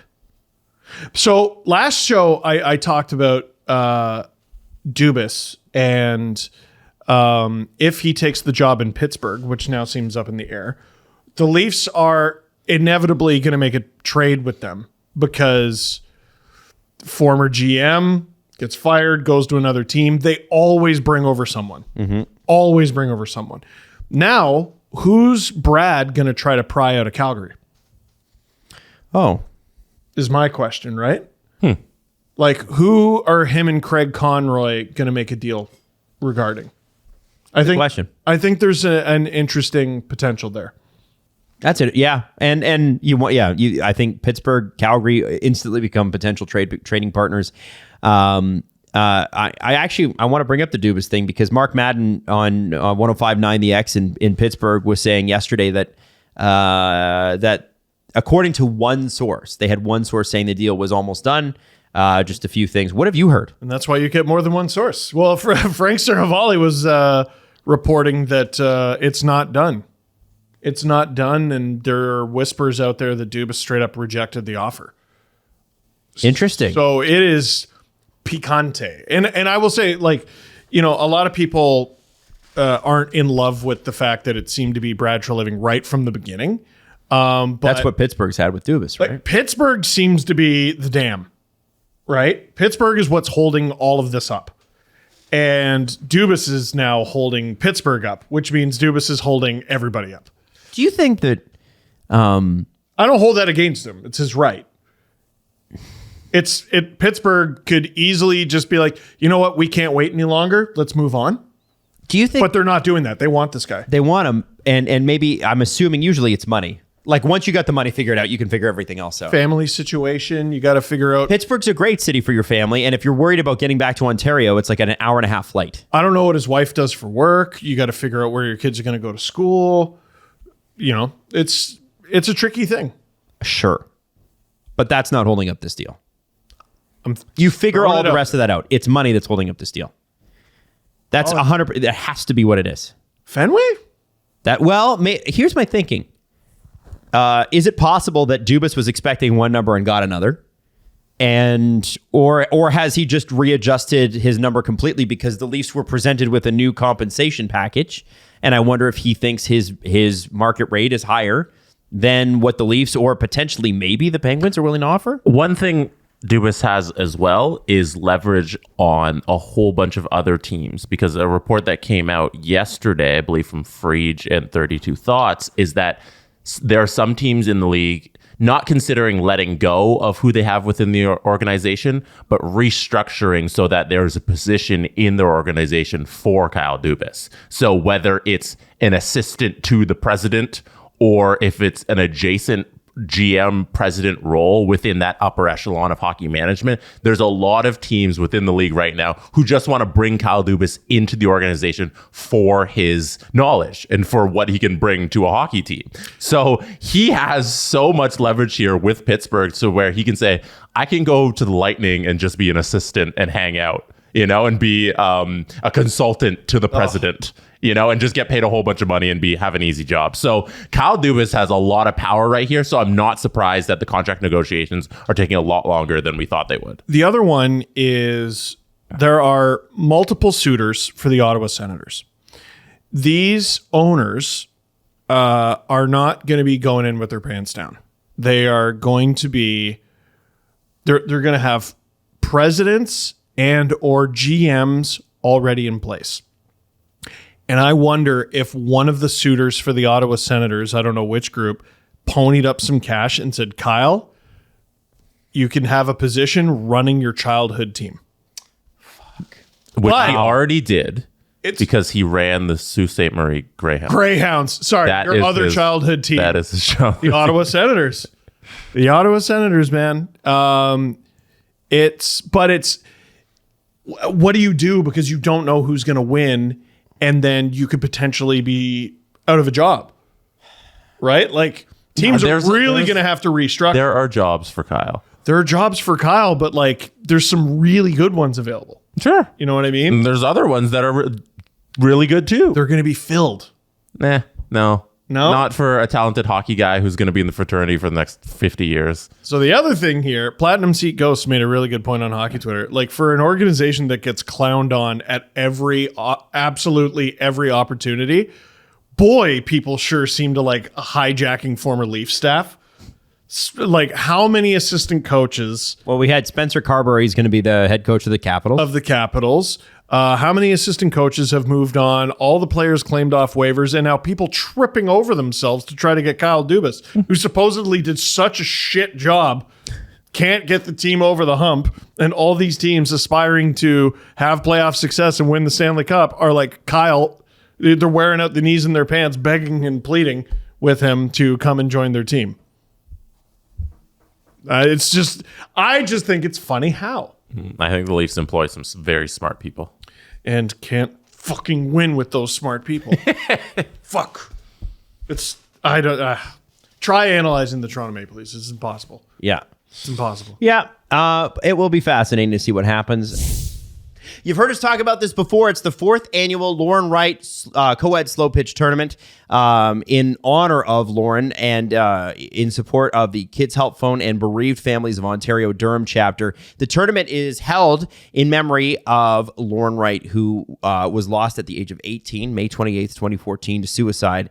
There was a silent auction. There was monetary donations available. And if you want to be a diamond sponsor like SDPN, because we are, it's a $250 donation with your company name or logo. And you're going to actually be, shown off on the banner at the tournament as well. If you'd like to be a part of it, check it out on Facebook. Search up Lauren Wright with a W, Lauren Wright Memorial Co-ed Slow Pitch Tournament. Okay, so Jesse, you wanted to talk about the Nashville Predators and Barry Ice Cold Trotz. Yeah, who knew?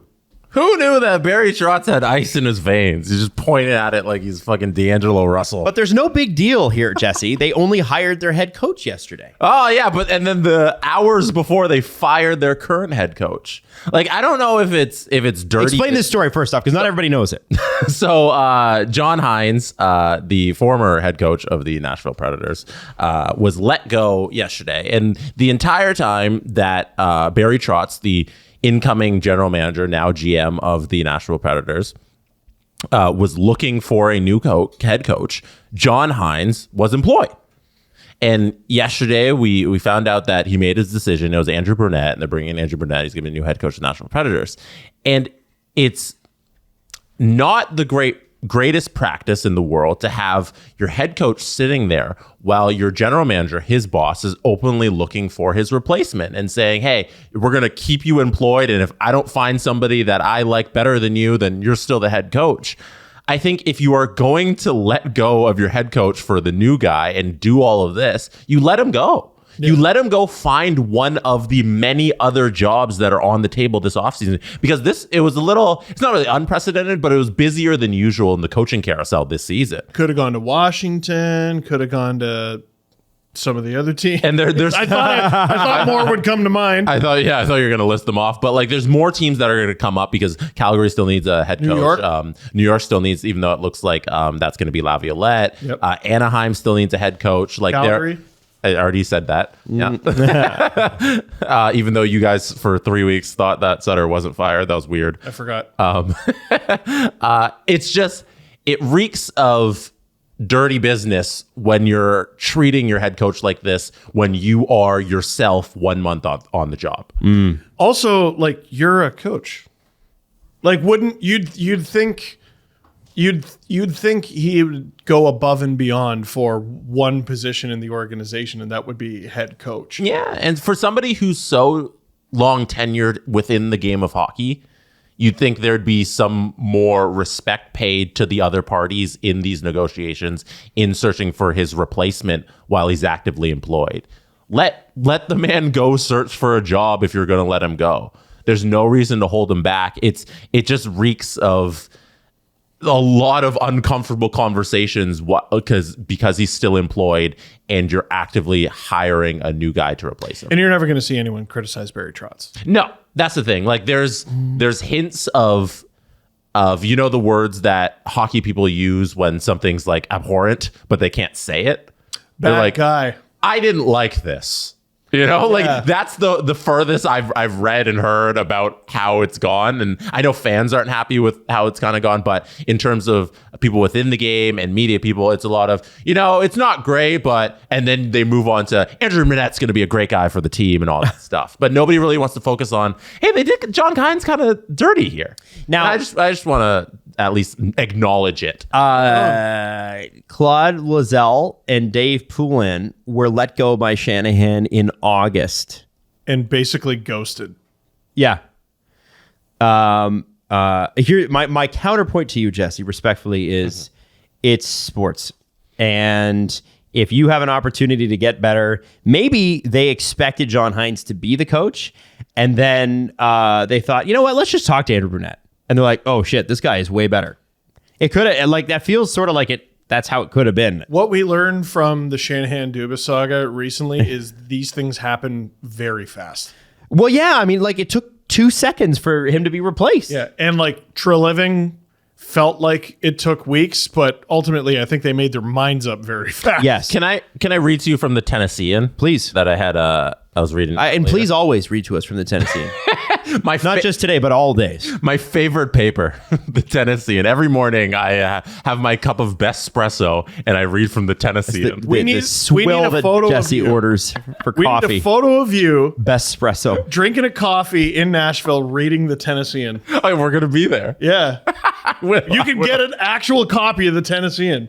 My favorite newspaper. Who wrote this? You can maybe even meet the author.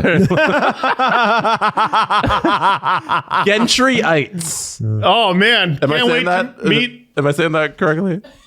Gentry Estes. Estes. Now I gotta go find the quote. Man's name is Gentry?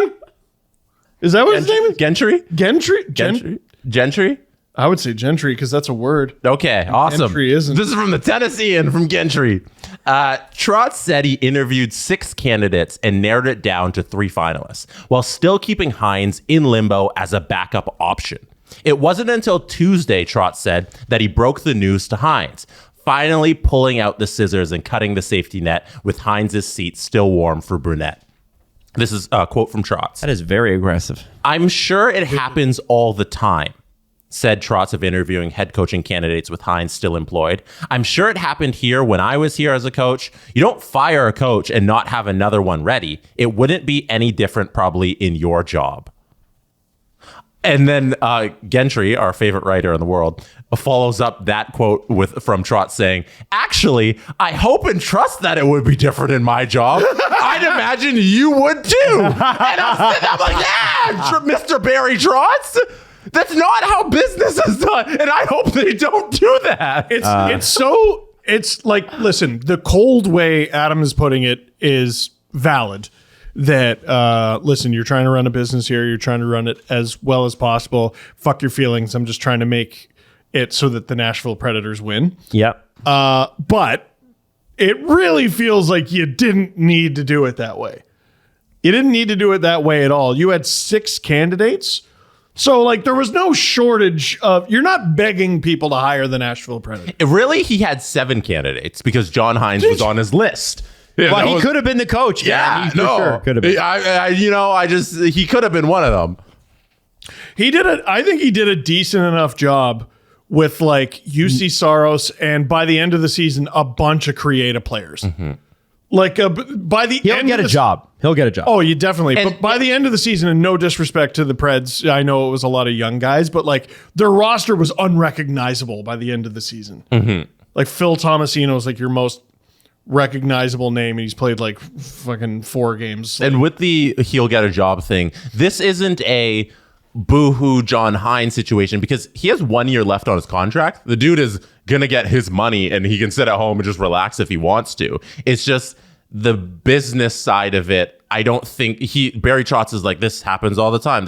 I don't think you needed to do this. I'm surprised that Predators ownership, that through their history has sort of been on and off stingy, was like, no. We'll get Andrew Brunette, who, you know, he really only has 1 season of head coaching experience. And granted, that's not even a full year. Granted, it went great, but still, it's 1 year and it's not even a full year. We're going to get this guy, bring him in, and we're going to pay Jon Hynes to sit at home.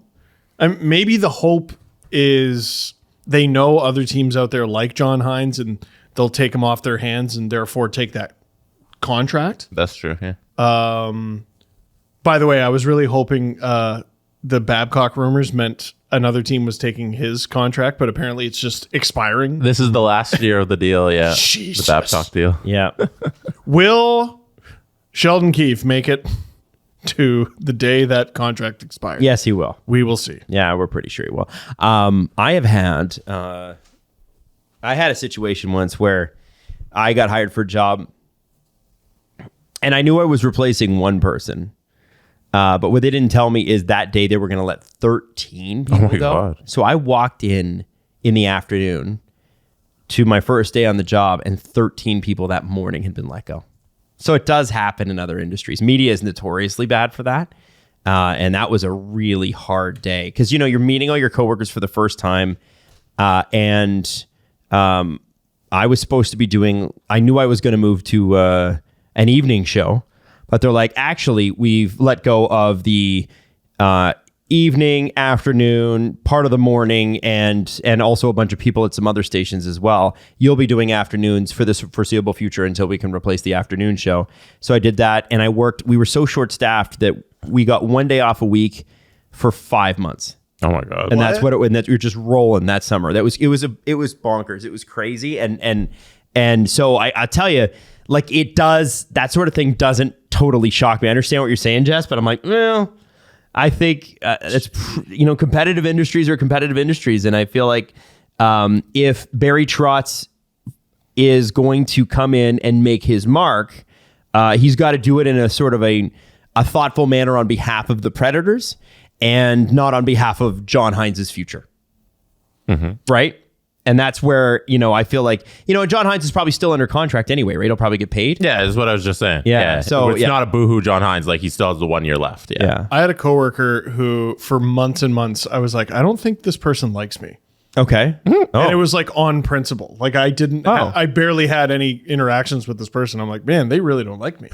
Okay. And they reached out months later and they're like, hey, sorry if I've been a dick to you. It's just, I always viewed you as this manager's guy because I was hired by that manager, and that manager had demoted this. Oh, wow. So basically, anyone brought in from this guy, fuck that guy. Oh, wow. That's a really aggressive way to look at it. Well, they apologize.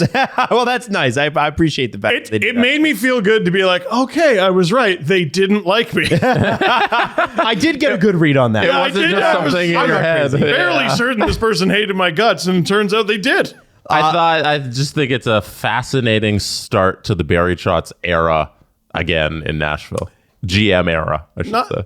Harry Trotz. Barry Trotz 2.0. Mm-hmm. Barry Tupecked. It is cold-blooded Barry. It is now official. Brad Treliving is officially the Toronto Maple Leafs general manager. Announced by the team? Not announced by the team yet, but all the insiders are out with it. And they're all saying it right now. But they're the media. Yeah, the text messages went out to all of them. So amazing. Yeah. Anyway, good for them. Let's do the press conference. Good for them. I mean, well, I don't mind it. The Presser. SDP. The Steve Dangle Press Conference. All right, let me pull this up here. One thing I wanted to bring to the table was a story we've loosely covered along the way as there's been more and more news about it. Diamond Sports Group went bankrupt a couple of months ago. You might remember us talking about it. They owned a whole bunch of sports media rights across the four major sports, except for football. They owned a whole bunch of MLB rights and NHL rights, and there are things up in the air with how, if they're bankrupt, how could they afford to keep broadcasting these games if they can't pay the teams? And on Tuesday, they missed one of the first final notice payments. If you miss a hydro bill or something, they'll send you a notice and be like, oh, this is past due, and they'll send you another one and be like, this is really due, and then they'll send you one that's like, now it's actually due. We're gonna shut your shit off. We're turning this over to collections. Yeah, it's gonna affect your credit rating. So the San Diego Padres on Tuesday had a deadline with Diamond Sports Group, and they had a this is actually due deadline, not just a past due deadline, where if you don't give us our money today, we get you're in bankruptcy, but you have liquidated some assets, you have some money, you have to give us the money for our TV rights, or we are taking them back. And now we will own them along with MLB. And on Tuesday, Diamond Sports Group did not make the payment, and the San Diego Padres now have their TV rights back. And what they're doing now is they have several channels that they are going to air over the air, like they're going to be on DirecTV and a couple of the local other stations. So they have some rights that they've those stations have purchased from the Padres, and they're also throwing it on a subsection of the MLB TV app. So if you pay, it's $19.99 a month. You can purchase that every month, and you get all San Diego Padres games, no matter where you are. You can just buy it, and now the games exist on the app.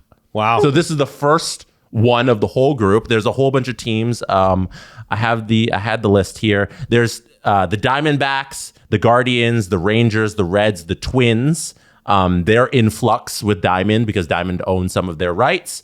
And then there's also the Angels and Braves and Cardinals. They own parts of their streaming rights to Diamond. So there's more than double digits in MLB teams here that could have their streaming rights back to themselves, and they could be all moving towards the future of sports television, where it's just, hey, it's on a fucking app. No matter where you are, you can just find it. Which is what we want. You can just watch the game. Imagine the app didn't just log you out for no reason at all and make you jump through 40 hoops to get logged back in. That isn't your password. Okay, I'll enter the exact same one. Yep, that's the password. Thank you.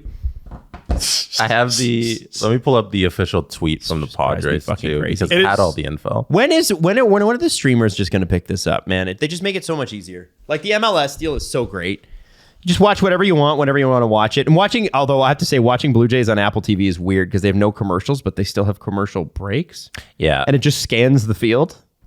It's like just let the announcers talk, man. It's very weird. It's like, okay, we're going to go to break. And it's just camera pan. They got to go potty. So here was the official tweet from the San Diego Padres. MLB will take over production and distribution of all local Padres games starting 5/31.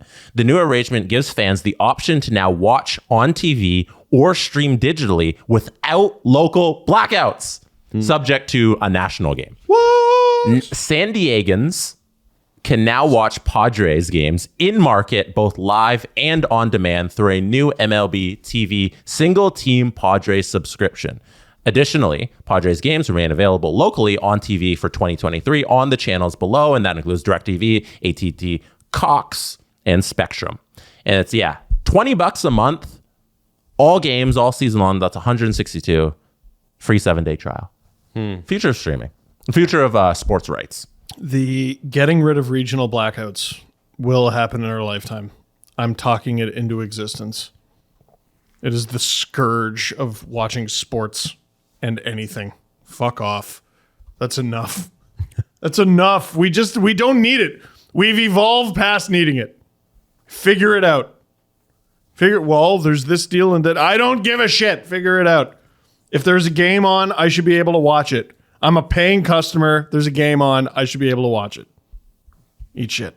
Wow. I'm trying to pull up the figure for the Amazon playoff game because Amazon purchased an NFL game. It's a wild card weekend game for the first round of the playoffs. One of those games will be exclusively on streaming in the States. So that's going to be the first time ever they did that. I think it's $175 million for that one game. But the NFL is always, because they're the biggest TV sport in North America, and they're always kind of ahead of the curve with these rights because all these tech companies want in on that. And this is the first domino for them, is Amazon paying for this playoff game. How many million? I think it was 175. I was looking for the number. That's so many million. Yeah, for a single game. Okay. All right. Wow. That's a lot. It's a lot of million. And honestly, Amazon doesn't, like, if here's the thing, if you're a streamer, like when those hockey rates come up, I'm curious to see how Bettman handles it, because he's not wanted to, and I don't think in the States he really had many offers to go to like a full-blown streaming site. But from what I've heard, the headache it is to watch NHL on ESPN or even sometimes on Turner. I'm fascinated to see in Canada, if you want to dominate the entertainment landscape in Canada, buy the hockey rights for your streaming platform, and then put it in along with all the other shit that you have, all the other great shows that you have. I wonder if that's the next sort of horizon. And SDPN? check the couch for the coins. I think that the Rogers pays more money per minute than SDPN's worth in the entire year for that deal. Yeah, so you're telling me there's a chance? There's a chance. There's a chance. A long down, far away chance. It's far. It's long. It's going to be far. I'll ask this question from our press conference questions channel on our Discord server. Let's get those messed up. This is from Turbo Turbs 94. Steve, they just want clarity on, are you going to be doing Watch the Stanley Cup Finals? Like what, on Sportsnet? Yeah. No. On their YouTube channel? No? No. Not for these playoffs? Okay. No. Are you going to be watching the Stanley Cup Finals? Yeah. That's what I want to know. I like hockey. I'll be watching it. There you go. No, as So only Mrs. Dangle will be able to watch a game with Steve Dangle. yeah. Well, I mean, any of my friends could come to my house and watch the game. Right. Maddie, Jesse. Thanks, man. Actually, it is fun to watch games with you over FaceTime. So Actually, well, you can come over now because you could get up at 8, even quarter after. what? I can stay up past 9. Is it Get out. That's cute. Yeah, it's been a decade, man. It's been a long time. I want to get this in from There Goes That Man Again. We didn't touch on, we haven't done a Stanley Cup preview yet on this show. But we'll go over all this. It's okay. We still have 2 weeks before it starts. Yeah, but we'll go, I assume we'll touch on that a little bit more on Friday. We'll talk Yes, about Vegas of course. versus Florida. Of course. And to prep for that, There Goes That Man Again on our Discord wrote a list of storylines in the finals. It's a very good list. Interesting. Both teams, this is one, both teams looking for their first cup. Yes. 2, who is the biggest villain in the league right now? Florida or Vegas? Oh, Vegas. Panthers looking to redeem themselves after Talon's folly. I mean, I feel like That's Marchessault and Riley Smith. So Marchessault, Riley Smith, one of them scoring the dagger would be unreal. Number 4, Barkov, first Finnish captain ever to make the finals, and subsequently could be the first captain ever to win the Stanley Cup. Ooh. 5, long rest. The long rest debate. that's going to be for an the interesting Panthers. one. I'm really fascinated about that one. yeah. Touching the trophy, the conference trophies. Oh, who touched it? I don't know. I think Florida did. Vegas didn't. I think they touched Vegas it, though. didn't because they did the last time and they lost. Okay, you have to hope Florida wins. Enough of this. Enough of this. Yeah, I hate that. That is one of the dumbest ones, Panthers facing the murderers row of the NHL, the number 1, 2, 4, and now 5 best NHL teams. Wow. That's the 7 storyline. 8, both Vegas facing actual murderers. in Jamie Benn. Not even a $5,000 fine. We didn't get to talk about that, but Jamie Benn got swept. 0-4. Ooh. Be better. Should Jamie Benn have sat out the Yes. last game? Yeah, it might have been a better day. That game wasn't even close. No, it wasn't. I don't know if you guys watched it, but the first 2 minutes, Vegas was so fast, and the game was over. It was over. It was over. I also was people were shitting on Jake Ottinger. I'm like, well, his team could do something in front of him. Yeah, he had no team.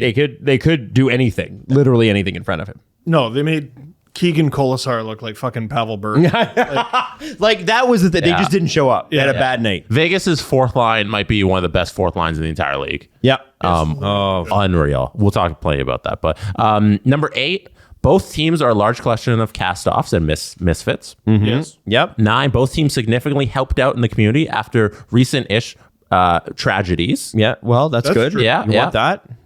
They're a number of years ago, 5 years ago, recent-ish. Sabres reunion of Eichel versus Reinhardt/Montour. Oh. Number 11 is my favorite. Eichel getting the cup / getting to the finals before Connor McDavid. Love that. Oh, man. Or the Sabres. Does Jack Eichel win the McEichel Bowl? If he wins the cup. Yeah, right? I mean, no, but listen.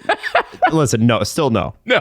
Still not even close. I think He wins the Mick won the cup first bowl. That's all. okay. I think McDavid's got a couple cups in his future. That was point number 12. that was 11. 11. I'm very surprised we haven't reached a very obvious one. Sens reunion of Amadio / Stone versus Duclair / White. All right, that's not. I don't think that's a big that is a real storyline. stretch. That's a reach. It's a reach of a storyline. All right.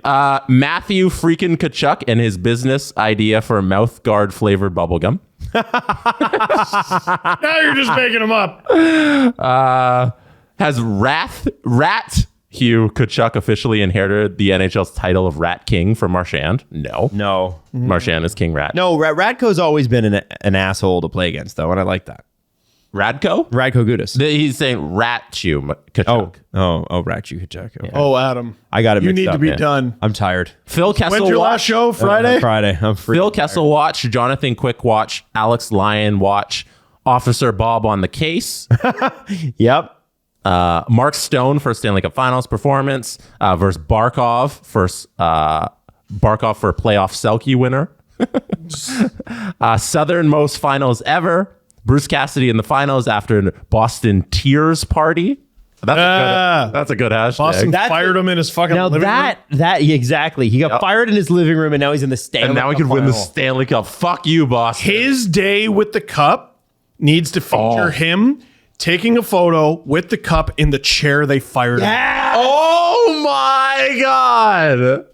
If that was me, fucking A, I'm doing that. How do you not root for him for that? I'm blowing it up and putting it on a billboard. That's Steve. That is awesome.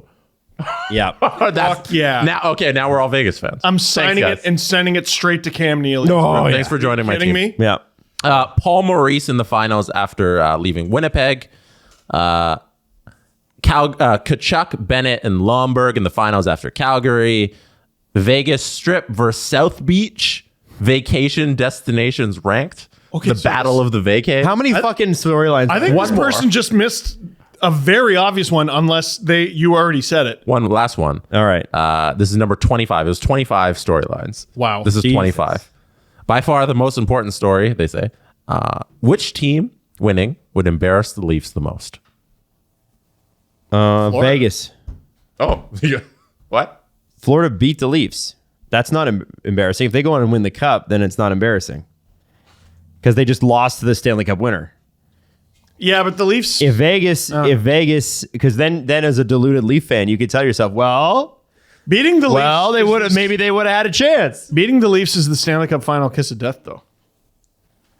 Yeah, it's true, actually. Boston in 2013. Boston in 2019. Montreal in 2021. And Tampa last year. 4. Wow. That's a lot.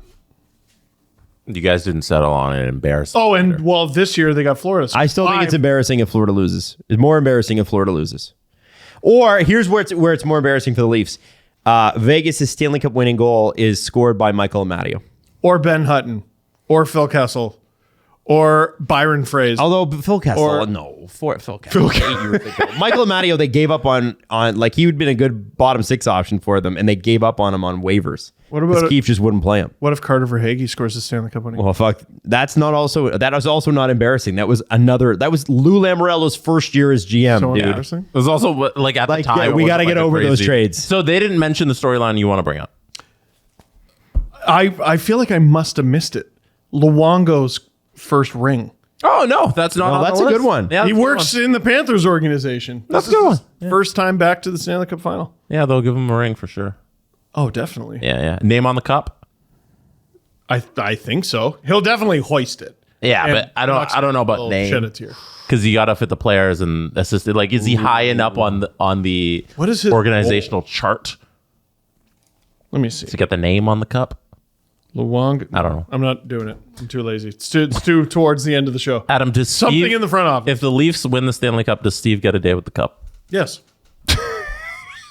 You have to talk it into existence. Yes. I would like, you know what? This is something he's been saying for a little bit now, and I don't know how it's going to happen. You got to bring it to my house. There's no circumstance in which it makes sense. Why? But I hope it happens for you anyway. Yeah, me too. I do. I mean, like it. Like I don't know how they make that. You know, like they're like, you know what? We won the. I don't need a day. I don't need a day. Let me hold it. That's completely different. They would tell you to go. They would tell you go to the Hockey Hall of Fame to hold it. I don't know if you know this. They don't let you hold it. You've been telling me, Oh, okay. Steve Dangle, you've been telling me that the cup's going to come to your house in Ajax, and you're going to have a day with it, and Carlton the Bear is going to come as well. Carlton the Bear and John Tavares is going to hand it to me. He's going to hold my legs while I do a keg stand on it. After the captain, Steve Dangle. Yeah. On this the is ice. on the ice. By Yeah, this is on the ice. I want the Stanley Cup to one day be in the Blue Room. I think Permanently. CJ's had the Stanley Cup at his dad's house, is it? Or Yes. he went over to the keeper of the cup's house. I forget. I think it was his dad's house. So that's not out of the realm of possibility that you could just get that for the Blue Room. But I'm talking about Leafs win the cup and they make the exception to add Steve. To the cup? Write Are my you name fucking kidding on me? the No cup. way. No, And it's going to take up so much room because it's going to be Steve Dangle Glynn. And he's gonna have to sign it, and it'll take 40 years to just. Not gonna. Oh, yeah. I do think the Leafs need to do something for their fans when they do finally win the cup. Like a parade. For the fans. No, better. That's for the team. They need to do a monthly parade. Hey, you stuck with us through all of this. Thank you. Yes. Tickets are free the whole next year. Yeah, no, they're not going to do that. Why not? No, because it's got to be something that doesn't hit at the pocketbook. But it would be nice. Like, Good idea. could you have like a fan Stanley Cup wall where if you donate $1 to charity, your name shows up on a wall as a donate? Like they do a big donation thing. I don't know, something. No. Stanley Cup. The Stanley Cup. See, we're going somewhere here. Stanley Cup. We got an idea. All right, now we're cooking with gas. Let's go. Hell yeah. Oh yeah. Hell yeah. I want it All right, at my house. let's wrap it up. Sure. And I'll bring a confetti cannon. Let's overanalyze everything that Treliving and Shanny have to say on the next show. Also, teeing up Game 1 of the Rat Bastards versus the Rat Bastards. You know what? This is actually going to be one of the better Stanley Cups I think we're going to see. This is going to be fun. Definitely, man. Thanks, buddy. Appreciate it. The Steve Dangle Podcast. Powered by Sports Interaction. Want to bet? Follow the guys on Twitter at Steve_Dangle, at Adam WYLDE, and at Jesse Blake. Connection complete.